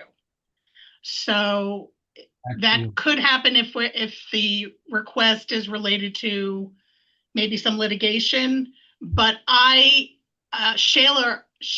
and I are the ones that review the emails. Then if there's some involving attorneys, if we were to have a question, we would forward those to the city attorney. But I have to say, in the 4 years I've been clerk and the 9 years I've been here, it's pretty rare. So it's really the city clerk and deputy city clerk that go through all the emails. And if there are 1,900 emails, I can do about 200 an hour. So we try to condense it to get to what the people really want. So it takes less time and it costs less money. Thank you. Mr. McBoy? Public records requests are challenging, from like everything else that we do in government, it's balance. How do you balance the very strong public records laws that we have in Florida that says the public should have access to what's happening behind the screen, and pretty much everything is subject to those public records laws, and that's probably a good thing for transparency in government and so on. But it does, I think the description was helpful, that if you do a search, somebody puts in a request for all the emails that say red tomatoes on Sunday or whatever, you may get quite a bit of them, and you got to, unfortunately, as far as I can understand, somebody, probably a human, has to check every single one of those to make sure that it doesn't have anything redactable or exempt or whatever, which is time consuming. So now what should be one would hope from the public point of view, a simple and inexpensive request, actually, there's not much way around it being expensive. Right. So I'm reluctant to make it harder for public records requests to happen, but I do see the practicality of the staff time. Thank you. Okay, we have two public comments. Ms. Fisher? Thank you for putting your name on it, so I don't have to guess. Peggy Fisher, 508 North A Street. It's my understanding that if commissioners submit public records requests, they do not get charged for any amount of time spent on those requests. And I would hope that I know you've said before to people regarding code complaints, oh, you can just put my name on it. I hope that we don't have an instance where commissioners are submitting public records requests under their name for constituents, so that the constituents do not have to incur those fees. And therefore it impacts the revenue coming into the city, which would not be good governance in any way. So I just wanted to bring up that I think that's something that needs to be sort of made aware of and cautious and advised not to do that. Thank you very much. Excellent point. Thank you very much. Anthony Zeitlin? Anthony Zeitlin, 117 18th Avenue South. I think it makes sense. And obviously, we saw last week, but there was like 50 comments that the clerk was reading. Took a long time, so it makes sense. You don't want to type everybody's resources.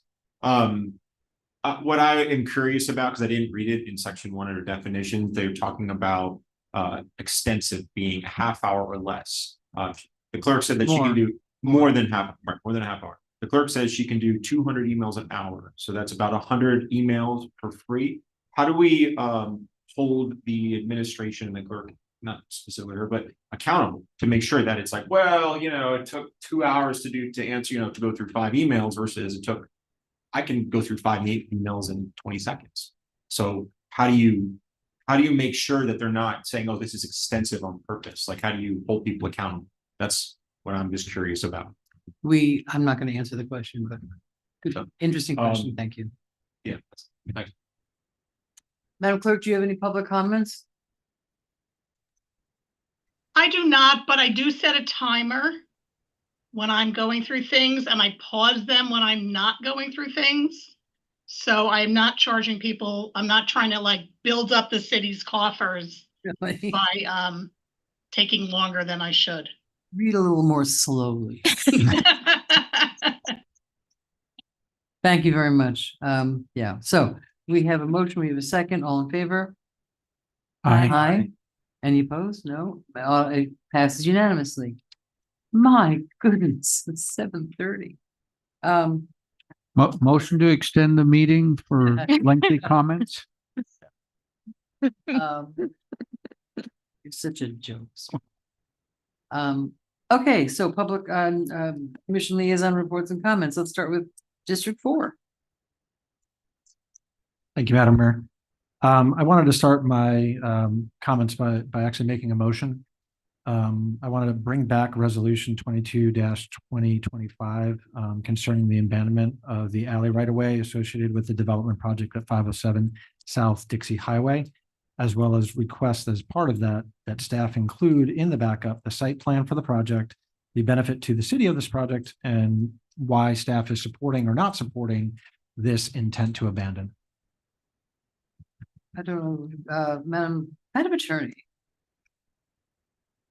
Do we actually need he was on the side to vote against it, so he's on the side that could bring it back.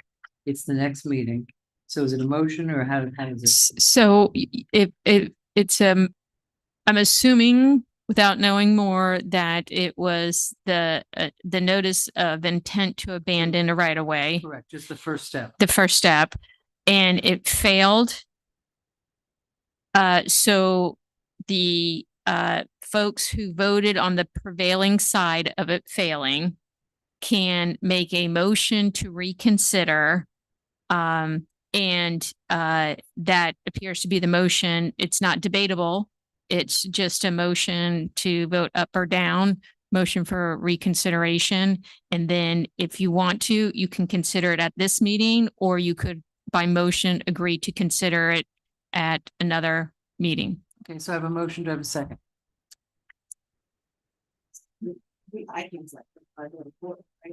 No, he brought it up. I believe the person who makes the motion just has to be on the prevailing side. So the person who can second it could have voted either way. I'll second it for discussion. And this is, again, just for the notice of intent, not for the merits of whether we should abandon it or not. Well, This is to bring it back. The notice of intent. for the intent, just for the first step. Correct. Not for the pros or cons of why we should or should not do. Well, I Well, I requested I backup. understand you did, but I'm saying the actual official motion of action on our part is to just bring it back to the things you're asking for are really more in line with the actual motion when we get. Just so I'm clear on Yep. what we're doing here. So this is to, let's say for the June 3rd meeting. Or if it's, Yeah.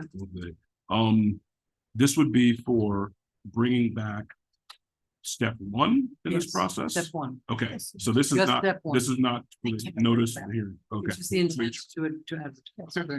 Ms. May? Oh, sorry. I just want to make it clear before I vote. So I want to make it clear with what the motion is. I understand the part one, which is bring back the original ordinance. Was it called an ordinance? Resolution, sorry. Bringing back the original resolution. However, I wanted to ask the motion maker is if the second part of his motion, if that's not part of the bringing it back, I guess I want more clarity from the motion maker.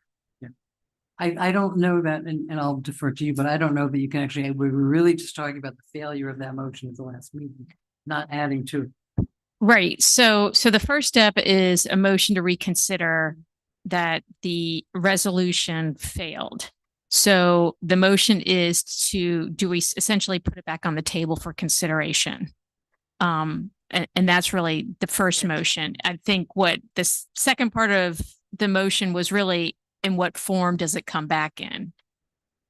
Well, the backup, I'm asking for more backup than just the intent to, and let me ask Mr. Brown what he wants to say. Yeah, and Madam Attorney, if you don't mind, can we quickly just discuss why it's a two-part process or what that first step is? Because I think the backup that was originally asked for in that last meeting is typically what comes with the hearing itself. So just to make sure we're all on the same Right. page as far as what the two-step is. So the city has an ordinance for abandonment of all rights of way.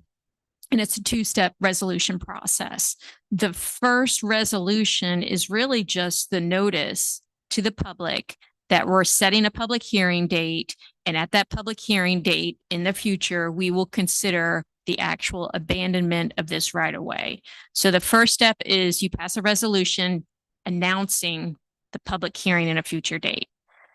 At the public hearing is when you would actually make the decision of whether or not to abandon the right of way.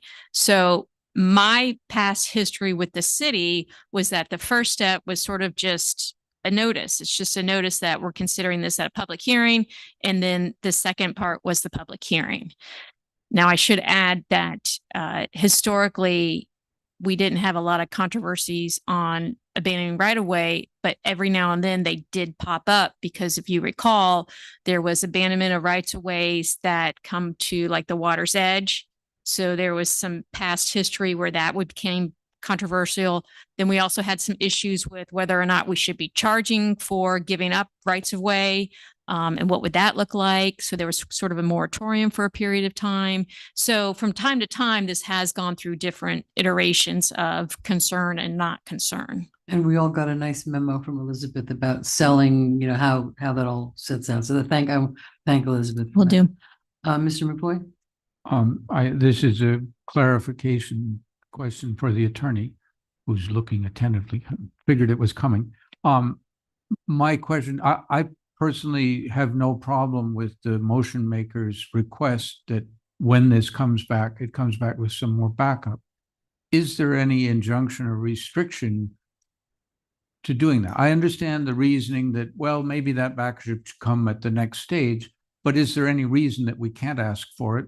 The motion makers asked for it. I would support that request. You can absolutely, you can ask for it. There's not, the ordinance doesn't get into that sort of detail. It just says the first step is the notice, the second step is the actual public hearing. So I think historically the city's process has been, the first resolution is just sort of a blanket resolution setting the date for hearing, and all your backup is for the actual public hearing. But I could certainly understand the perspective of why waste our time and even set a public hearing if we're going to say no to it. In which case you want to see the backup. Yes, So- Please. So can staff get us that information? Yes, we can. I guess my question would be, When are we bringing this back? well, not that, but,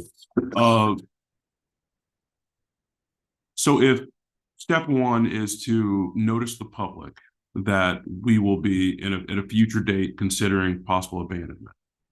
If that is now going to happen, not in step two, but in step one, is there an issue with not noticing the public that this is going to be discussed in step one? I agree. Because it seems that step one is to notice, hey, if you're interested in Pay this, attention. by the and come way, to the meeting. at a future meeting, we're going to be discussing the backup and everything on this particular abandonment. If we're now going to do that at step one, we have not notified the public Right. that this conversation is going to happen. So then what happens at step two? And I don't think there's anything preventing staff from giving us that information. Just No, not at so all. we can start. Not at all. In our own assessments of the situation, but I think procedurally, I happen to agree with you. I just need to know how Because to we're not, notice the public. because even if we get the stuff, and I have no objection to getting it, we will not be discussing the pros and cons at that public hearing. You understand that? Or are you?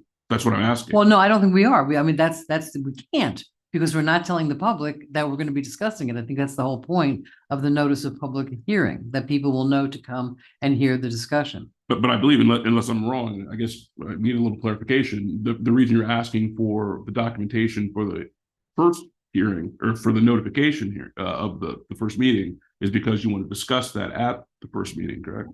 Or Not not? necessarily. So we have an action Please. that we're being asked to vote on, but we're being told that we always have to vote yes without any backup. No, we're. That's basically, No. hold on. Please let me explain. Yeah, go ahead. That seems to be what we are being told. And I don't see any problem asking for a minimal level of backup, including what are we asking to abandon? Because we are giving a notice to intend to abandon. We are saying it is our intention as a city to abandon it at that point. And I would like to see at least minimal backup before I give notice to intend to do something, especially given some of the more controversial ones of these that are coming down the pipe. You know, it may not be what we've always done, but I don't see anything wrong with asking for just a minuscule piece of this, because in the hearing, I would like to know a heck of a lot more than just what's the site plan and why is the petitioner saying they want this? I don't think I asking for those don't have two any pieces of problem with us information is getting too the much. information so that we can mull it over. I do have a problem with discussing the pros and cons of the actual abandonment at the first hearing, because that's not what, that's the whole point, is to advertise to the world that So, we're considering it. By Maybe we change this. by virtue that it's on an agenda, the public has been noticed that we are talking about it the same way the public is noticed that we are talking about anything on the But agenda. it's, no, but the text is to just set it on another agenda. It's not to discuss the pros and cons. It's to set it on another agenda where we do discuss the pros and cons. I've got no problem with getting the information ahead of time. But I think that a due process issue arises if we start discussing pros and cons without the owner here, without the public being aware of the fact that we're actually discussing the pros and cons. It's an intent just to set the hearing. Can we agree not to discuss, but agree to have the backup Yeah, I don't have provided? a problem with that. I just don't think we should be discussing the actual merits of the abandonment. Does our city attorney see any due process issues by having a discussion on a motion? Well, I can certainly see the point that the way the process has been set up is that the meat of the discussion would be at the public hearing, right? So I can understand that. So it would seem more fitting with how we've set this process up that at the initial resolution stage, that the decision would kind of be like a motion to reconsider where there's no discussion. It's either you vote for it or you vote down it.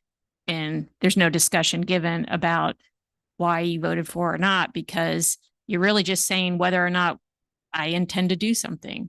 And if you're adamantly opposed to it, then, it's done. But it's a resolution to consider abandonment. So it's always at your pleasure, whether to adopt or not to adopt it, and whether you choose to have a discussion about it or not. The ordinance doesn't even address that. It may be something that we need to look at from an ordinance standpoint in terms of the process to look at, is the first step really even needed, or should we just announce on an agenda that at this public meeting, we are going to have a public hearing on whether or not to abandon something.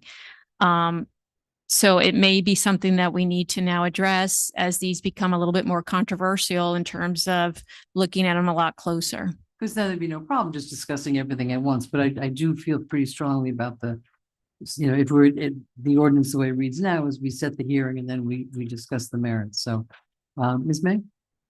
Yeah, so I'm hearing it's a little to do with semantics. So if how does the motion read exactly? Does it say motion to intend to? Let me read the ordinance. So the ordinance lays out the first two steps. Resolution to consider abandonment. The city commission may, upon its own initiative or upon the request of other persons, adopt a resolution declaring the intention of the city commission to consider the abandonment of a particular portion of public rights of way. Okay, so hold on. So it doesn't say that we're intending to abandon. It says we're intending to consider. So so are those words like that have to be like that, or could it be intending to discuss? Or I guess consider is fine, because consider means you can do either thing. But I do happen to agree, because what's happening now, especially with some other more controversial ones, is people are saying, look, the city's intending to do this. And I'm sitting there going, says who?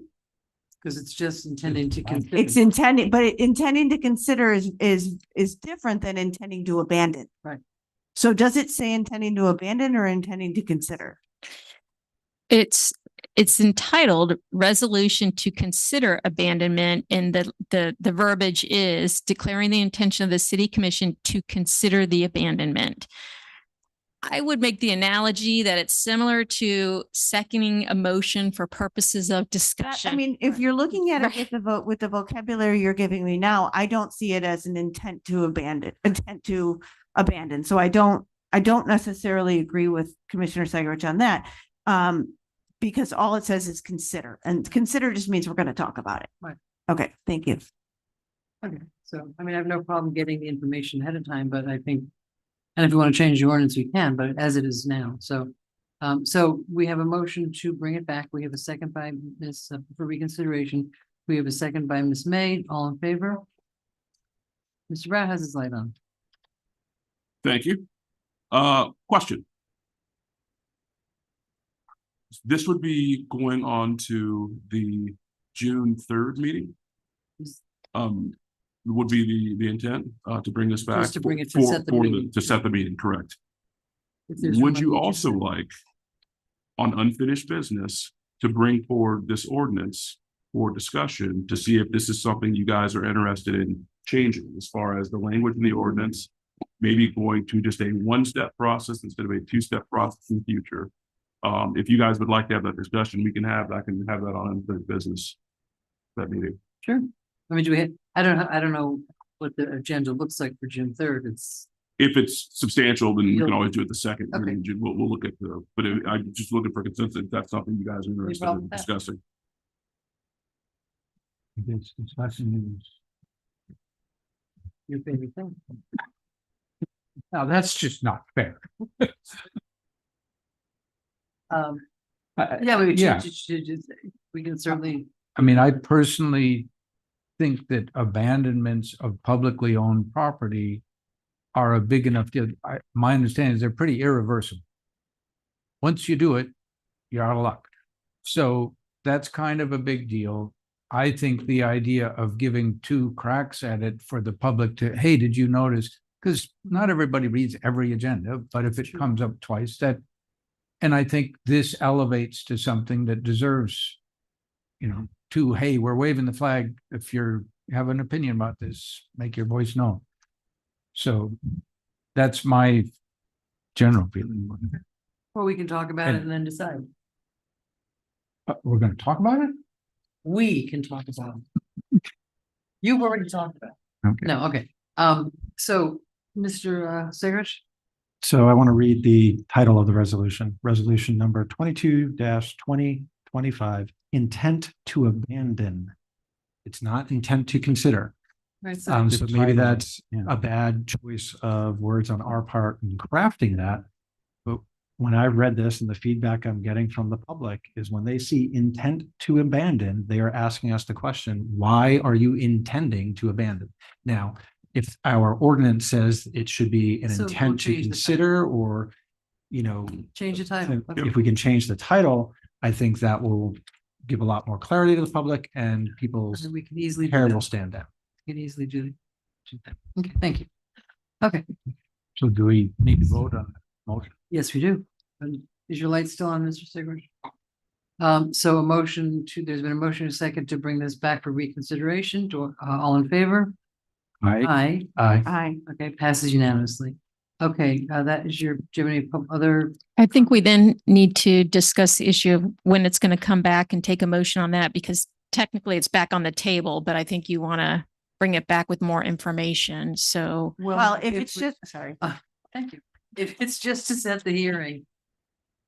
That can be on the, that can be on the next. well, the motion was the motion to reconsider. So now it's being reconsidered. So now it's back on the table. But do you want to vote on the actual motion, the actual resolution tonight, or move the resolution to another meeting? The resolution to intend to. Yes, I think that's what's coming back. That's what we now allowed to come back. right. Step, But we're going to bring it back to what meeting? whatever is, that would be easy that's that should be a very quick vote. Oh, God willing. Right. So we could bring that back to the first meeting in June, Mr. Brown, Yes, ma'am. because we won't have to discuss it much because we've discussed it so much here. Ms. May. So, So now it's a motion to continue the I'm gonna- resolution to the I'm June gonna 1st change meeting. that though. So we've already approved the motion to reconsider. Yes. So can I now make a motion to, stop, please. Really? Make a motion to, what's the word where you change the motion? Amend. Amend. Well, sort of. I want to make the motion to change the words on it and do it now. So I don't know how you say that Change the legally. title? I want to change the motion from intent to abandon to intent to consider abandon. And I want to talk about it and discuss it right now. If people are okay with that, because if it's just a motion to consider to abandon, we don't necessarily need all of that backup. And that's all. And we can do that, but we can do the second one the next meeting. That's what I'm asking. I don't know. I know what you're asking, but my recommendation would be to put the resolution for intent to consider abandonment on your next regular then I agenda to give that public notice. So that's And make the name consider. right. Okay, thank you very much. Anything else?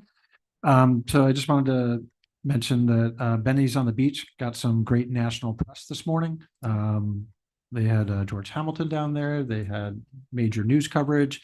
Very good for Lake Worth Beach. I think that they're doing a good job. I did want to thank PBSO. We've been working with them on some of the issues at Snook Island with the boats, and the city attorney and city manager have been working very hard at this. And as of last report, we were down to 2 boats illegally docked. This is a long process. It's a lot of hard work to do it the right way, and they deserve some credit there for making that happen. And I did want to mention just on the golf course issue, I know that our city staff is working on that, and we have some good progress to that. And just ask the public to be patient for a few more weeks while they work out some of those details, so that we have some things to actually report. And that was it. Thank you. Madam Mayor, Yes, ma'am. I just want to make sure, so I got the motion to reconsider, but Madam City Attorney, was the motion to continue it to June 3rd? I don't know if that was That's what we voted on. need a motion and a vote on. Motion to continue to June 3rd. Thank you. Second. All in favor? Aye. Aye. There And you we, go. Thank we you. will revise the resolution accordingly. Yep. Okay, thank you very much. Ms. May. Okay, so, over my water, hold on. Oops. Okay. I first wanted to mention that there was a lovely ceremony to honor our Joan Oliva. What was the name of her award? I wrote it down. Housing here. Housing hero for the creation of so much housing in Lake Worth Beach. There was some statistics that were definitely not right when they shared. They were definitely underrepresentative of what the actual number of units in Lake Worth Beach that have been built were. But I will say that it was very interesting to see data that our neighbors, Palm Springs and Green Acres, have created no affordable housing. None. So that's just something to throw out there. Not that I don't love them, but we sometimes need to share the wealth, or lack thereof. I do have a question for the attorney and or city manager. I wanted to know what was going on with the rental agreements with the parking and or leisure services to move them. Whoever knows the answer. Go ahead. Okay, the parking agreements to move, are we talking valid The here? parking department moving. First of all, how many people are in the parking department, in the We have, offices? 5. And there's no other place in the entire city of buildings that we already own that has office space where those 5 people can We're go. gonna have to shuffle things around at 17 South Ave for the time being. Okay, so we are not signing a new lease for them at this moment. Any lease that we would do would have to come to all of you for consideration and approval before we would sign anything. Okay. So I just wanted to double and check because I nothing is currently wasn't coming sure. forward to all of you. They are gonna have to abandon 501, obviously. Of course. But currently we're gonna have to make it work. They're gonna be giving up a conference room and some other space, and we're gonna have to cram people for the time being. But while we search for a solution. Okay, Yeah, excellent. but any kind of lease, that's always gonna come to all of you. Okay, I just wanted to know that. Secondly, I do want to just give a moment of respect for Todd Velez, because that's a tragic way to go. And he was always here and really did care quite a bit about this community. The business tax receipt I got. The other one was, when I was speaking with the, city manager at my one-on-one, we were discussing the public records requests. And I suggested, and I wanted to see if I could get agreement from you guys, that the clerk give us a weekly or bi-weekly just list of the public records requests that have come in, like nothing fancy, but just, you know, the number of and the topic or something like that, because I think it's important for us to know what's being requested, because it kind of gives an indication, and who's requesting it. It gives us an indication of what the community is interested in talking about.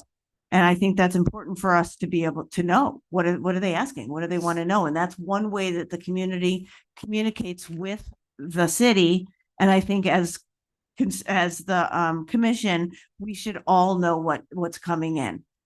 So I don't know if I needed to get consensus, but I want to put it out there so nothing's happening without everybody knowing. I think anything like we talked, I think it was mentioned in the meeting, anything that gets passed out to one commissioner should get passed out to all the commissioners so that we all know what, you know, to keep us up. Right. And I wonder, yeah, so Mr. Brown, you have your light on. Do you want? He looks pen. Yes, that is correct. What goes out to one goes out to all. No, I'm asking about the weekly report.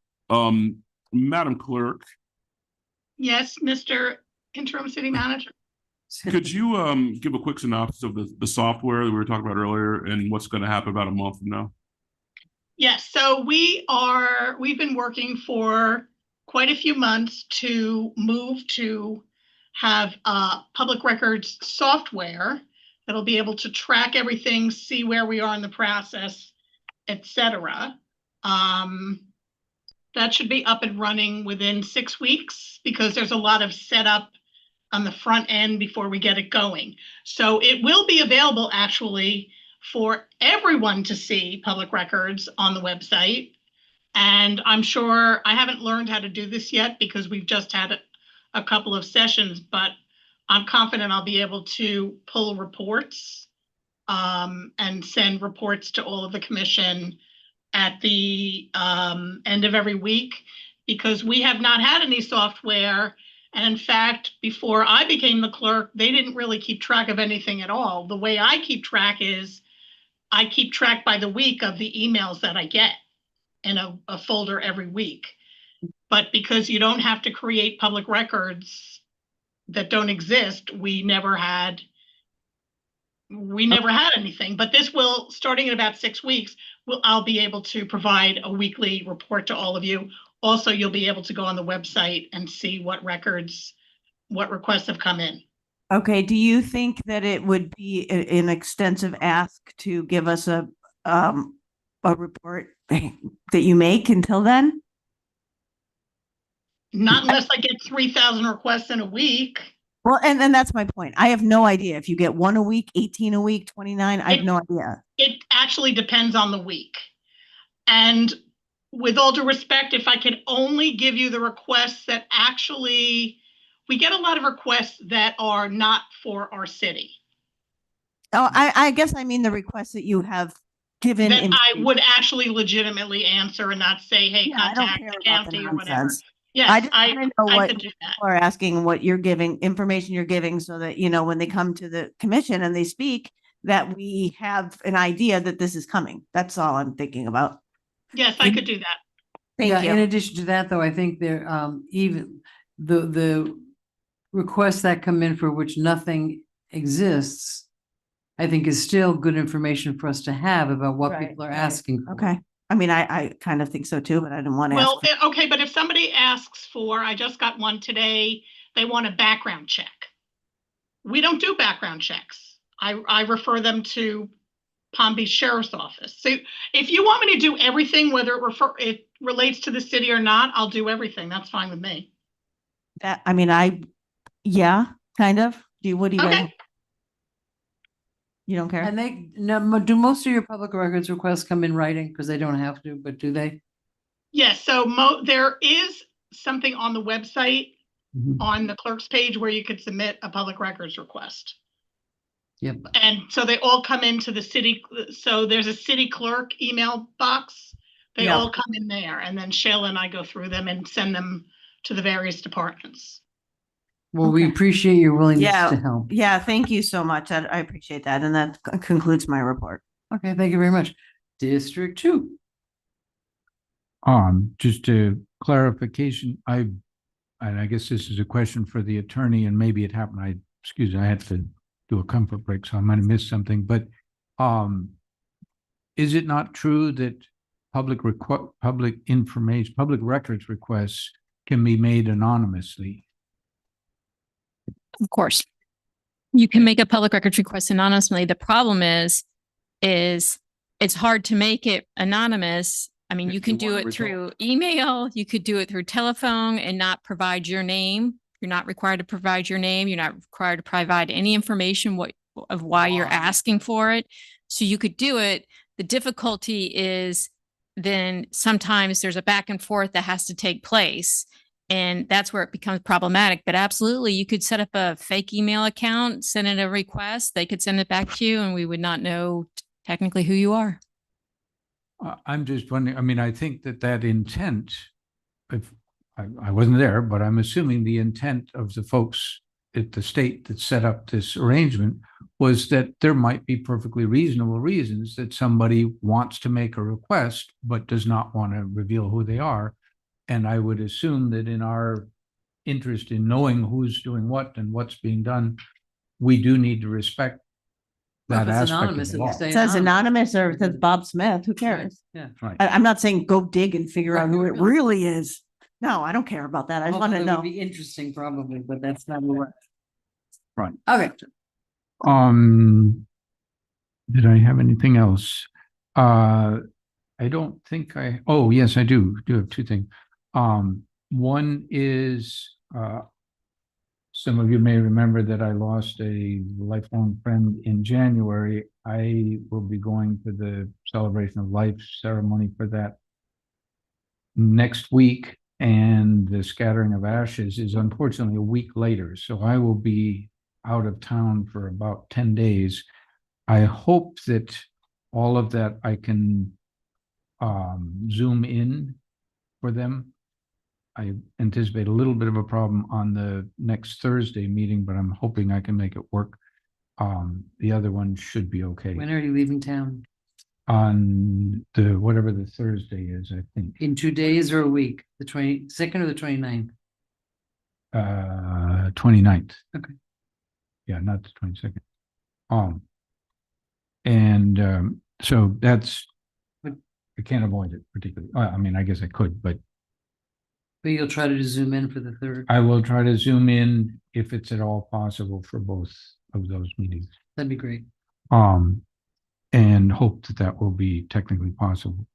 The other is, I guess, just I'd like to share a bit of a window.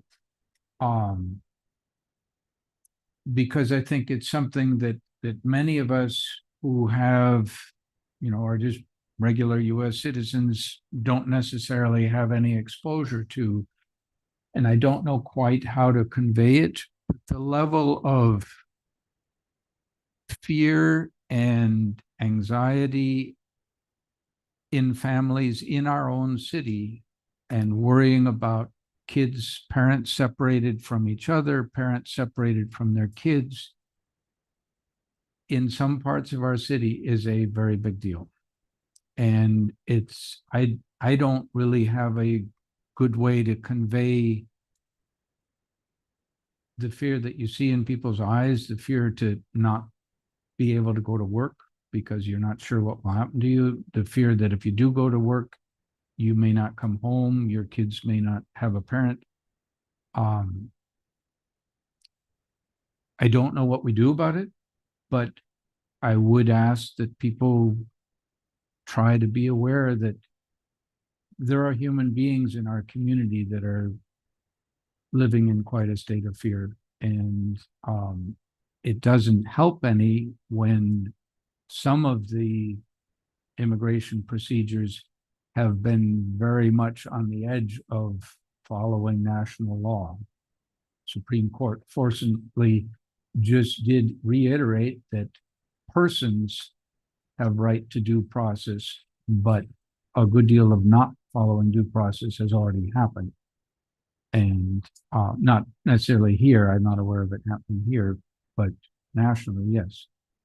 So that level of fear extends even beyond people who do have a, an irregular situation with their papers. It extends out to people who are racially profiled, or they're in progress and they're fully legal in their progress, but they're not sure how they will be treated. So just heads up. Thank you. Okay, a couple things. I was going to mention the Housing Heroes who went to the lunch last week, and Joan Oliva was honored as a housing hero. And really, Lake Worth is one of the most proactive affordable housing cities in Palm Beach County, and she was recognized for that, which was great. I was also going to mention the sad tale of Todd Velez, who was just here 2 weeks ago and has passed away, and it's a very sad thing. He was a good guy who loved this city. He was always around. You always saw Todd, and he always had something to talk about. He was a very kind man. This has come up a couple times, and I just want to throw it out there again. We hear about buckets on the beach, or collect garbage and stuff. I'd like to really see that happen. And I don't know if it's a city thing, or do we get volunteers from how do we do that? Because it really seems like something that everyone gets behind when we do have them. But it doesn't have to, this has to be so I would like, because I know we have to have, if we're going to have them, everything with government becomes complicated. The specs for the holders that hold the buckets, that sort of thing. But I would really like to see that happen. I think that's something that our citizens will get behind, because they do anyway. Went to the Vice Mayor Malega and I were present at the graduation on Friday. Because she didn't want to be, no. These poor kids, we have 491 kids that graduated. And when they come up, they read their name and they get their handshake and a photograph with the principal. And there's a line of people from the superintendent of schools to people from the schools to the principal of the middle school. And we've had, I think last year there were 4 of us up there. And this year the school board decided not to torture the children quite as much and limited it just to the mayor and vice mayor being up on the podium, shaking the kids' hands. So that's why you were. And I got my law hood this year, which was really fun. My doctorate hood. So, but we watch these kids come across the stage, and so many of these kids are coming from situations like you're describing. And I mean, as we were leaving, the next morning, I think it was either Gardens High School or some other high school, and they were bringing in lots of merch and stuff and flower arrangements for the whole stage. It's like, our kids, we are so basic in our needs. We are so needy in a wonderful way, because our kids really respond. I went every year. I sponsor a lunch for the high school seniors that are graduating from the ROTC program, and just to sit and talk to these kids, and half their parents don't speak English, half their parents are working in the fields or wherever they're working, but these kids, I mean, the spirit of these children is so wonderful, and I really try to help and bring as much into. I met with a man yesterday who wants to start a program at the school, life lessons. How do you write a check? How do you do this? How do you do that? And he's a very, very successful businessman who wants to give back. And that's really, really heartwarming to have that. So that was the graduation. Buckets on the Beach, Housing Heroes. And last, and this is, and 6th Avenue, they're working on 6th Avenue. I'm really interested in how the landscaping is going to go and when we can sort of chime in about what we're looking for with the landscaping, because we are like, you drive past some of these exits and it's lovely and we need to get lovely. But the last thing, and I really want to pay attention now. It's south end of Bryant Park. Fanny James and her husband, whose name I forgot, their house was down at the end of Bryant Park. the south end of Bryant Park.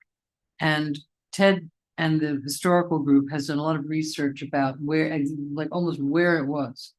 We've been talking, this group and I have been talking for a long time about having what's called a ghost house put up there with as a historical marker. There's already a historical marker that describes the founding of the city. This would be structure that's just the out, but like life size, 8 feet by 12 feet or 8 by 16 of the outline of the house with a peaked roof, with a little porch, but just the outline with a brick floor. And what that can be then would be kids could come to have lectures about Fanny James, about the history. The cost we think we've got is back under $30,000, and I think we found the group Ted seems to think that he's able to find the money for it. I'm looking for consensus to have them come in and give a presentation on June 3rd, just to come in and give a presentation about what it is. There's a model of it in our little room back there that is back there. So I'd like consensus to permission to bring it back as a presentation. Would we have to issue request for proposals for the goal? And we think that the goal. I'm sorry, could you speak into your mic, Commissioner? It would work better. I did, but I didn't turn it on. And would the ghost house pass our code? It would have to be code. It would have to do all the sort of things, whatever conjures up. I'm That I know. 100% in for I it. know. And the interesting thing is too, because when you look at the model, which is back in our little office, it's right, and where they want to place it is right by the South Pavilion. So I'm thinking that could be a beautiful wedding venue. You could drape it with beautiful stuff, have the ceremony in the ghost house and go across the sidewalk and have your reception. So just kind of think about it, not to monetize it a little bit, and to have a place where kids can learn our history. So I will have Ted Bronstein come on the 3rd and give us a presentation. Thank you very much. I appreciate that. I would love to see. Can I just ask a question? If the 3rd is as packed as we think it's going to be, is it going to be the end of the world if it waits to the 17th? Yes, because he's leaving. Okay, thank you. Yeah, and I asked the same question, but yeah, he's leaving on like the 4th. So thank you very much. Could I ask one thing on, or I guess a comment on what you mentioned about the graduation? I've been to, I don't remember how many, but a number of them. And I really enjoyed being part of that, and actually had thought about coming on and did go to the awards ceremony at the high school a day or two before that, and enjoyed seeing, there were a lot of awards. There was a lot of scholarships given too. I think almost 100,000 of scholarship, mostly from in the community, which was pretty cool. Okay. But I think probably all of us on the commission, we don't mind shaking the hands. The students looked a little tired, but it's from the school board. It was the rule that was. But I think we could ask them. We did. I tried. Because I suspect all of us, it's a way to interact with the students. The students see that we're all there. I think it's a good thing. Even if we don't shake hands, maybe the two of you get to. Okay. I mean, That's just my. Okay, thank you. And why don't I see everybody at the band concerts that the kids give? If we're that interested in interfacing with the kids, let's show them some support, except when they're just walking past on the day that is a blur to them. So, so that was pretty much all I had. Mr. City Manager. Thank you, Madam Mayor. Commissioner Segridge mentioned Snook Island and the boats and stuff. Just notified that earlier on this week, evidently a 34-foot island stream boat caught fire and was extinguished by PBSO, county fire, and it then subsequently sank. Oh. So, their marine unit, PBSO marine unit, is going to be working with SWC to go through Florida Fish and Wildlife to go through the derelict vessel process for removal, which, as you all know, is a very quick process. I've not been out there to see it, so I don't know. So next year we'll have. I don't know what I'm going to go out there in the morning, but I'm not sure what it's currently blocking, or its exact location. But more fun. Months and months and months for others. So it's in leaking oil. I'm not sure what. Again, I'm not sure what the current process is or what it's blocking. Where is it on the? If I look for it, where is the sunken boat? It's by Snook Island. I'm not sure where it is in terms of the docks, our slips and everything. So I need to go get eyes on that and see what's going on with that. But we'll be doing with PBSO with that whole process. Also, if you guys recall, I had mentioned a few weeks ago, our exec staff, myself, Assistant City Manager Troy, Electric Utility Director Ed, Community Standing Utility Director William, Vaughn, our Utility Director, Yannick, our Vice Director. We all went through the rating agency process, which involved, submitting all of our bios, so they can kind of see the competency level of staff and everything, and then going through the process of looking at where we've come from as far as our utilities, where we currently are, our projections and everything. And I think it's a reinforcement that what we're doing currently and where we're going is working, because we were notified that Moody's has updated our consolidated utility credit rating from an A2 to an A1. Oh, which all is right. So we're Very good. That's a thing. That's a big, That's that's a the big thing. It's a big thing. So we are excited to get that. There will be a press release forthcoming. We just officially got the notification and everything, so that will be forthcoming. And we actually have Davenport. They're going to be doing a presentation, I believe, on June 3rd. Order a pizza. It seems. Again, I need to look at that meeting. We actually have we'll be going through that tomorrow at our staff meeting tomorrow morning, and kind of looking at what all is on there. If we have to, we'll probably slide some things to the second meeting in June. We'll have to look and see what that is. But Davenport will be presenting in June and kind of going over this whole thing. But that was good news for us to get. Excellent. I was going to kind of go into Joan. You guys have already talked about that, and Mayor, you covered the ghost house. So that's all I have. Well, that's Yep. all right. 8:21. Madam Attorney. Oh my goodness. Oh my God. Do I have a motion? Motion to adjourn. Do I have a second? All in favor? Aye. Thank you very much. Have a great night, everyone. Thank you so much.